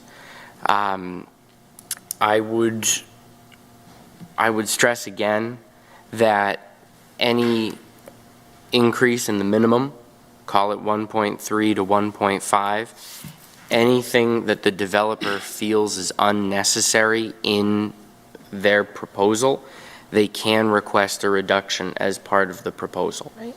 So this is something that we're looking at, as it's been said before, we're looking at the creation of a whole new neighborhood, and we have the opportunity to look at that in the context of the problems we are dealing with as a city now. And yeah, this did not come out with any edits in ordinance. 5 of the 11 members of the city council are on ordinance. Now it's in a different sphere. I would be, encouraged to support the concerns of the ward councilor simply for the fact that it's something I think we're all dealing with and all of our constituents are dealing with. If we have the chance to head off this kind of a parking problem now and we pass it by, that's something that, that it'll come back to bite us. Thank you, Councilor. Mr. President. No, we're done. We've beaten this one up. I would just add lastly, just did a quick calculation. At 180 square feet, at 400 additional parking spaces, we're looking at requiring 72,000 additional square feet of land to accommodate that parking. That could, in my opinion, maybe encroach on the commercial and industrial that we're looking to also have on this development. So I just wanted to add that. A motion has been made for 1.5. Has it been seconded? Yes. Matter has been properly seconded. Madam Clerk, please call the roll. Azak. No. Drayencourt. Yes. Farwell. Yes. Griffin. Yes. Lally. Yes. Minicello. Yes. Nicastro. Yes. Rodriguez. No. Texera. No. Thompson. No. That's 6 in the affirmative, 4 in opposition. The amendment passes. The amendment passes. Anything else? Councilor Farwell. Very quickly, Mr. Chairman, on page 3, under about a little more than half the way down, we have institutional use is a paragraph. I have spoken to Attorney Burke about this, but I do want to say Councilor Nicastro is right. we're not voting on a project tonight. We're voting on an overlay district. For all we know, Mr. Miller and Mr. Carney could suddenly decide they have something far better that they might want to do. And I kind of bristle at someone saying we're inhibiting a project. We're not. We're voting on zoning. So I want to move to strike that. I want it very clear that we're not going to have a nonprofit or quasi-public use or uses in that overlay district. We're looking for housing. We're looking for those entities that generate revenue to the city. I don't want to have a social service agency put up housing there and offer services, and so I would move to strike that entire paragraph that begins with the words institutional use and ends with the words public purpose. Second. Motion has been made On and the properly motion. seconded on the motion. So in striking that, does that not allow them, or? If it was already there, the uses are continue to be permitted. I don't know why that language is there. I don't think it's used throughout the rest of the ordinance, so I didn't see any problem striking it. Okay, thank you. Just one quick question. If that would strike a municipal use, aren't we already using some of the property for? This language is just a definition. So it's just defining, it has no enforcement on the zoning or use. So it's just a definition, It's just a essentially, that we're definition. striking a definition that's not used anywhere else Yeah, in I don't think it in is. the ordinance. Okay. Motion has been made, properly seconded. Madam Clerk, please call the roll. Azak? Yes. Durancourt? Yes. Farwell? Yes. Griffin? Yes. Lally? Yes. Minicello? Yes. Nicastro? Yes. Rodriguez? Yes. Texera? Yes. Thompson? Yes. 10 in the affirmative. The motion passes. I have one more very minor one, Mr. Chairman. Councilor Farwell. Let me go to it's on page 14 of the handout that we received this evening. It's under section 27, and the section is entitled Freeze During Process Effectiveness and Validity of Plan Approval. And the paragraph in question starts off, an application to the approving authority for plan approval shall be governed, et cetera, and then it goes on to say that during the pendency of any appeal and for 57 years after the resolution of an appeal after plan approval. I spoke with Attorney Burke. I have no idea where we came up with 57 years, but I understand that if there were some appeal made, it would wind its way through the appropriate reviewing authority, including the courts, within 5 years. So I would move to strike 57 years and insert 5 years in that section. Second. That would be the only change. Remove any reference to 57 years and insert 5 years. Okay, a motion has been made and properly seconded to strike the words 57 years and insert 5 years under section 27, agenda item number 1. Need a second. Say again? Do we get a second? On the motion? No, I thought. Shirley it was seconded it. yeah. Madam Clerk, please call the roll. Azak? Yes. Durancourt? Yes. Farwell? Yes. Griffin? Yes. Lally? Yes. Minicello? Yes. Nicastro? Yes. Rodriguez? Yeah. Texera? Yes. Thompson? Yes. That's 10 in the affirmative. All right. Anyone else? Councilor Minicello. On page 3, I discussed this with legislative counsel with regard to the language under dwelling unit. To me, the language reads that this could be some sort of like a boarding house situation, so there was some language that legislative counsel has that I think might be appropriate. So we would add this language to the dwelling unit definition, and this language, just so you guys know, councilors, is taken from other language that's used in dwelling units in your ordinances, and I did review it with Attorney Burke. So you'd add the following language. Dwelling unit shall be a structure which shall contain one or more rooms providing cooking, sleeping, and sanitary facilities, not including a hotel, hospital, nursing home, dormitory, fraternity or sorority house, rooming house, boarding house, or similar structure. Can I get a second? Second. Motion has been made to add said language to the definition of a dwelling unit. Madam Clerk, please call the roll. Azak. Yes. Durancourt. Yes. Farwell. Yes. Griffin. Yes. Lally. Yes. Minicello. Yes. Nicastro. Rodriguez. Yes. Texera. Yes. Thompson. Yes. That's 10 in the affirmative. The motion, the amendment passes. And I have one more, last Please. one. Go ahead. Please be the last one, right? It's not. With regard to page 5, under green space and minimum, it says, 20%, and the 20% can be passive or grade. I just think that we should be requiring a certain percentage on grade. There should be some green space that we know, a kid can throw a ball, a kid could kick a ball,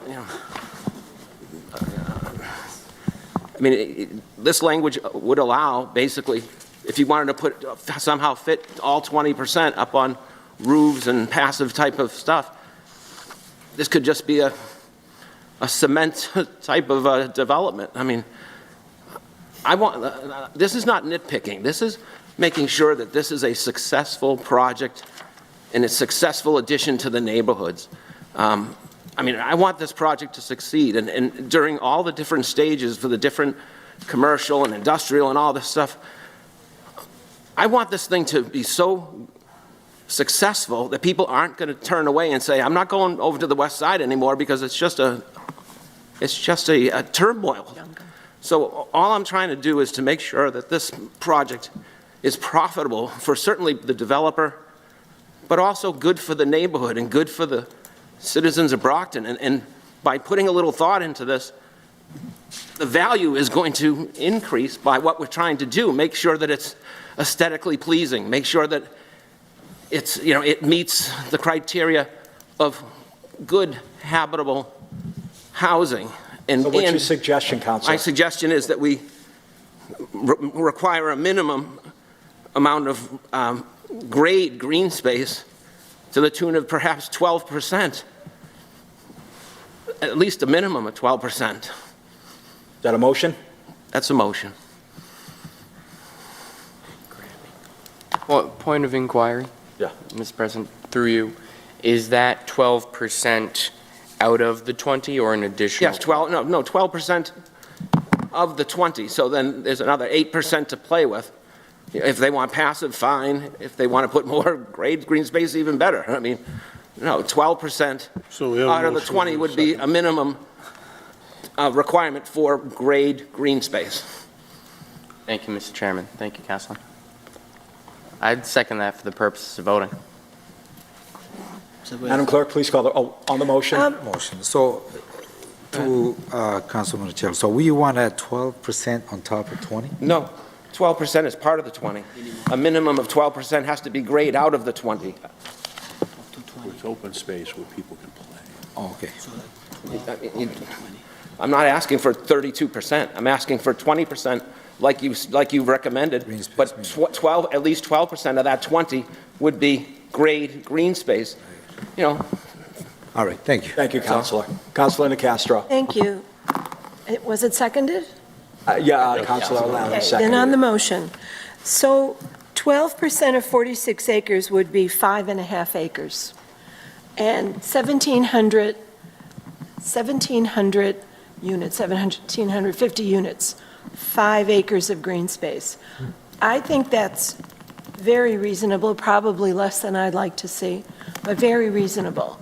If all 20% was to be at grade, that would be 9.2 acres. All right, maybe that's a little too much, but maybe not. But I think 5.5 acres is very fair for at-grade green space. I think that's realistic. I think that that will negate the idea that it's a concrete jungle, which is, I think, what you were thinking of. Correct. And so I would support that. Right. Thank you. Thank you, Counselor. Anyone else? Motion has been made, properly seconded. Madam Clerk, please call the roll. Azak. Yes. Durancourt. Yes. Farwell. Yes. Griffin. Yes. Lally. Yes. Minicello. Yes. Nicastro. Yes. Rodriguez. Yes. Texera. Yes. Thompson. Yes. 10 in the affirmative. All right. I believe that's it, councilors, on the amendments. Oh, we have additional amendments. I don't have an additional amendment, but I have a comment that I'd like to make. We've made substantial amendments to this, okay? And the first time we've all sat together to do it, and I think we've made very good progress. But this document was not available for the public to look at 48 hours ago. In fact, it wasn't available for us to look at 48 hours ago. And I had quite a challenging time getting hold of the latest versions. What's going on? What are the changes? What came out of the ordinance committee? And I got a lot of calls about this over the weekend. And over again, people kept asking me, what are you voting on? What does the document say? It wasn't on the city website. Not all of us had it. And so I don't want to stop this. We've made great progress. I want to see a development, or I want to see zoning changes here. But I really think you need to give the public a chance to digest this. They don't know what we're talking about. And it's really important.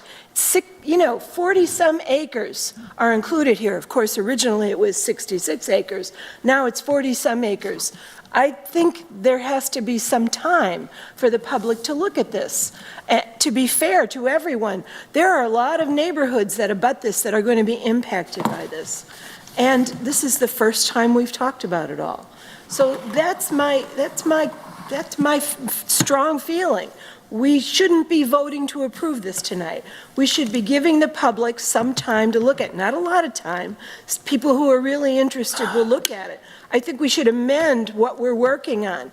I'm familiar with how overlay districts are approved. And they're not approved going into it and making all these changes at the final vote. They're approved after the public has had a chance to look at it, because that's what's fair. And so I think under the circumstances, you should give the public a chance to look at it, and that we should postpone a final vote to our next council meeting. And so I'll make a motion to before that, let's vote on the ordinance itself. No, that's what, To accept the amendments, I'm saying. we've already accepted We them. did that. But not, We did it as we went along. We voted on all of them. Correct. okay. Mr. President. Yeah, the next vote Would be for a final vote on as but she's amended. made a motion to Okay, understood. postpone. On the motion. Did we hear a second? Okay, I've made a motion to continue the vote, the final vote, to the next meeting. May I have a second? Second. On the motion, On the motion. a lot was discussed during ordinance committee, and as Councilor Castro stated, this final document wasn't available to everybody, but a lot of our ordinances aren't always available to the public until we voted on them. But part of the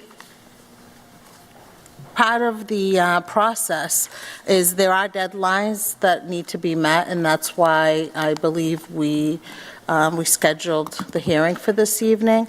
And from my understanding, we can always also go back and make amendments, correct, Attorney Resnick?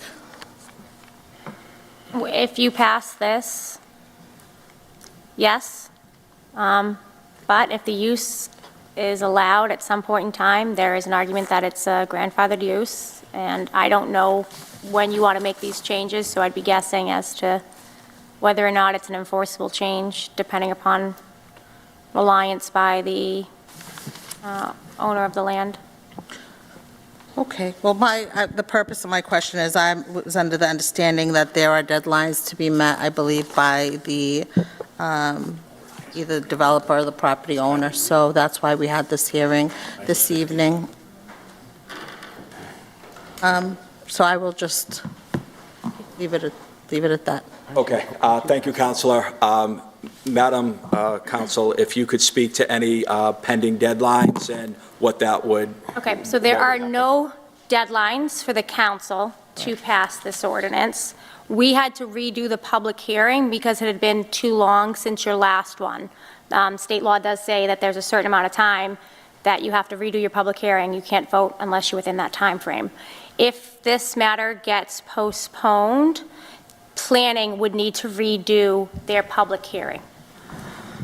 That's the only, it's not a deadline, it's just they have to redo exactly what you did tonight. Thank you for the explanation. So we have a motion on the table to postpone to the next city council meeting? On the motion, On the please. motion? You know, I've been accused, as Councilor DeCastro has, of holding up progress before and for nitpicking. But on this one, I think we should go forward tonight. This has probably received more legal scrutiny than any matter I've seen in my 10 years on the council. We've had the city solicitor, the assistant city solicitor, legislative counsel, and another legal counsel look over this document. It's not perfect. The perfect situation would have been if we could have purchased the fairgrounds and decided how we wanted to see it developed, and that went up in flames when the school department overspent its budget. So we're doing the very best we can.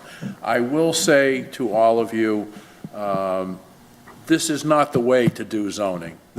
What we've done tonight in a full council meeting is, you wouldn't see the legislature sit and banty back and forth on amendments, and you'd do your work in committee, you'd have the right people come in, you'd have the city solicitor here in case a question arose. That this is just not should be replicated if we have another significant zoning issue. The other thing that bothers me, though, with respect to what Councilor DeCastro said, we should have had some of these to hand out to the public. I mean, at a minimum, I think the people sitting out there should have had a chance to take a look at what we're referring to up here. But this just begins this project. We need to work with whoever develops the fairgrounds. If there's some change, if it isn't Mr. Miller, we need to work with them in the coming months and the coming years. This is just kind of the baby step forward to say, we have an overlay district, we have someone who's interested in developing it, we have hopefully investors who are solid. Our work is not going to end tonight if this ordinance is finally ordained. In fact, it's going to just begin, with hopefully cooperation from city departments, cooperation from councilors who are here now, councilors in the future, mayors in the future. So I think it's a positive step forward.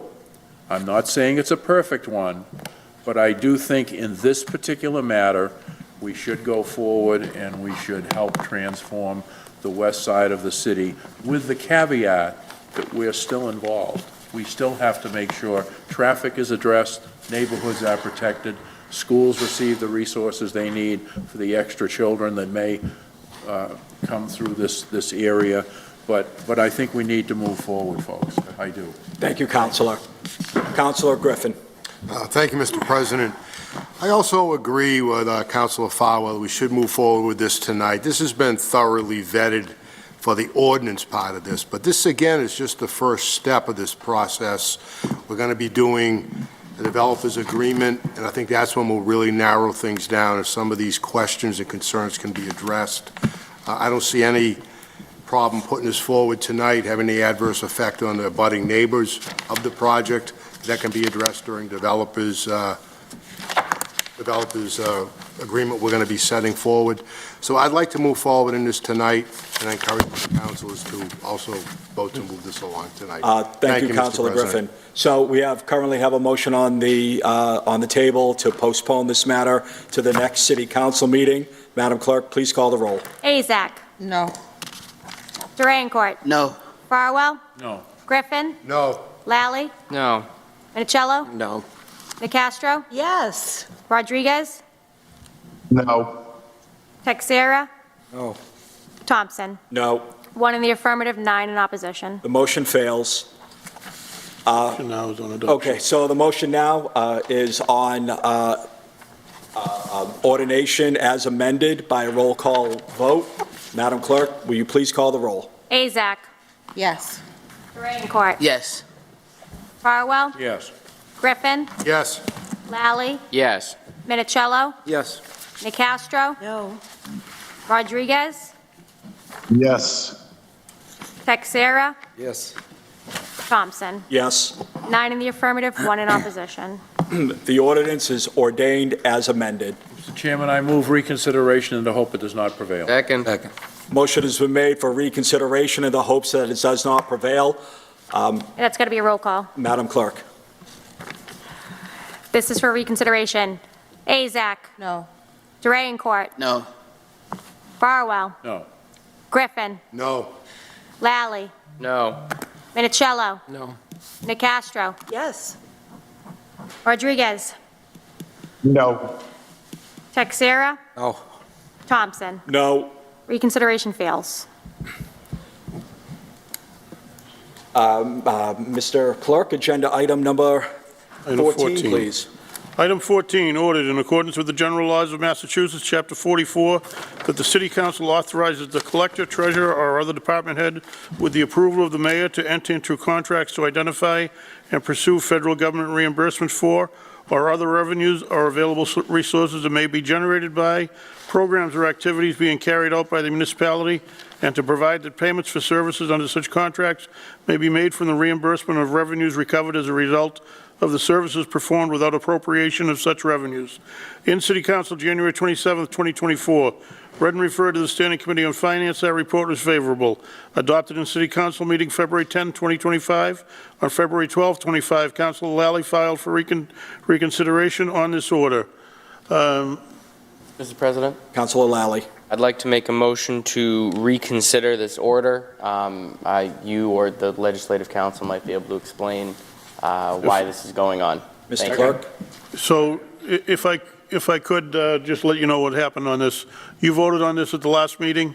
After reviewing it the next day, I spoke with our legal counsel and with the city solicitor.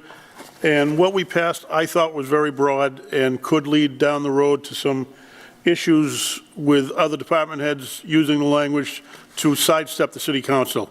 I don't see, it wasn't probably going to be a problem, but I was worried that it could be. So I asked Councilor Lally to file for reconsideration. After you vote to allow reconsideration, we're going to ask for a motion to postpone, and we'll bring in at next council meeting a specific order that will make we still want to give the school department the opportunity to recover that grant money that they want, but we need to make it very specific.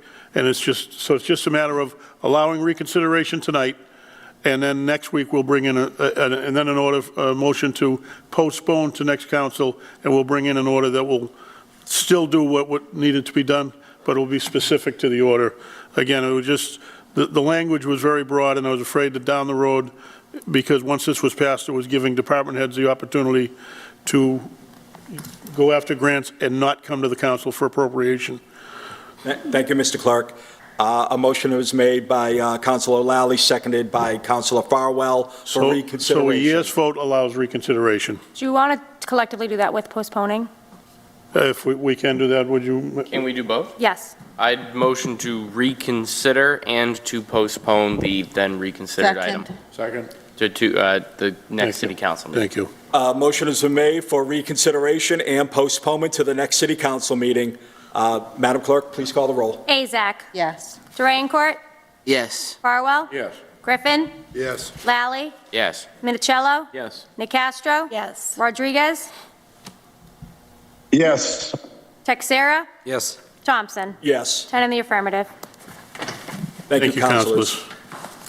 Jinx. Councilor Farwell. Mr. President, on item number 15, after reading, I move suspension of the rules and allow for a vote this evening. It's a $598.40 donation to the police department, and I'd like to get the money to them to accomplish the donation. Thank you. Can I get a second? Second. Motion has been made to suspend the rules and act on this matter this evening. Madam Clerk, please call the roll. I have to read it first. Ordered that the City Council authorizes the acceptance and expenditure of a donation in the amount of $598.40 from 3A Enterprises LLC to the Brockton Police Department. Madam Clerk, please call the roll. This would be to suspend, and we'd be acting on it in this vote. Azak? Yes. Durancourt? Yes. Farwell? Yes. Griffin? Yes. Lally? Yes. Minicello? Yes. Nicastro? Yes. Rodriguez? Yes. Texera? Yes. Thompson? Yes. 10 in the affirmative. Now the question is on. Okay, so now the question is on adoption by roll call vote. Madam Clerk, please call the roll. Azak? Yes. Durancourt? Yes. Farwell? Yes. Griffin? Yes. Lally? Yes. Minicello? Yes. Nicastro? Yes. Rodriguez? Yes. Texera? Yes. Thompson? Yes. 10 in the affirmative. The order is granted, and City Council would like to thank 3A Enterprises LLC for your generous donation to our police department. Thank you. Item 16, ordered that the City of Brockton does hereby take in fee in accordance with Mass General Law, Chapter 79, and/or other applicable law, the following described parcels of land, to wit, 54 North Main Street. For further reference, see Plymouth County Registry of Deeds Book 05477, page 00222. We have considered and estimated the damages sustained by all persons who have not waived damages in their several estates, and hereby determine and award the same as follows, to be paid from the Community Block Development Grant Funds. Property owner, 54 North Main Street, amount $1,050,000. The owner is Father Bills and Mainspring, Inc. Said taking shall include all trees, soil, or fixtures thereon. This matter is referred to real estate. We got a late file. Motion to introduce a late file. Motion has been made for a late file. Can I get a second? Second. Motion is made and properly seconded for a late file. Madam Clerk, we got to vote, right? Yeah. Yep. Madam Clerk, please call the roll. This is to accept the late file. Azak? Yes. Durancourt? Yes. Farwell? Yes. Griffin? Yes. Lally? Yes. Minicello? Yes. Nicastro? Yes. Rodriguez?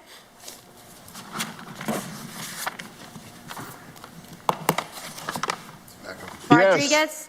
Texera? Yes. Thompson? Yes. 10 in the affirmative. Mr. Clerk. We have a communication from the mayor appointing Sandra Knight of Brockton, Mass. to the position of Human Resources Director for the City of Brockton for a 3-year term ending February 2028. Accepted and placed on file. We have the appointment of Sandra Knight of Brockton, Mass. to the position of Human Resources Director for the City of Brockton for a 3-year term ending February 2028. Referred to Finance. Councilors, any councilor recognition this evening? Seeing none, with no matters pending before this council, I declare this hearing adjourned.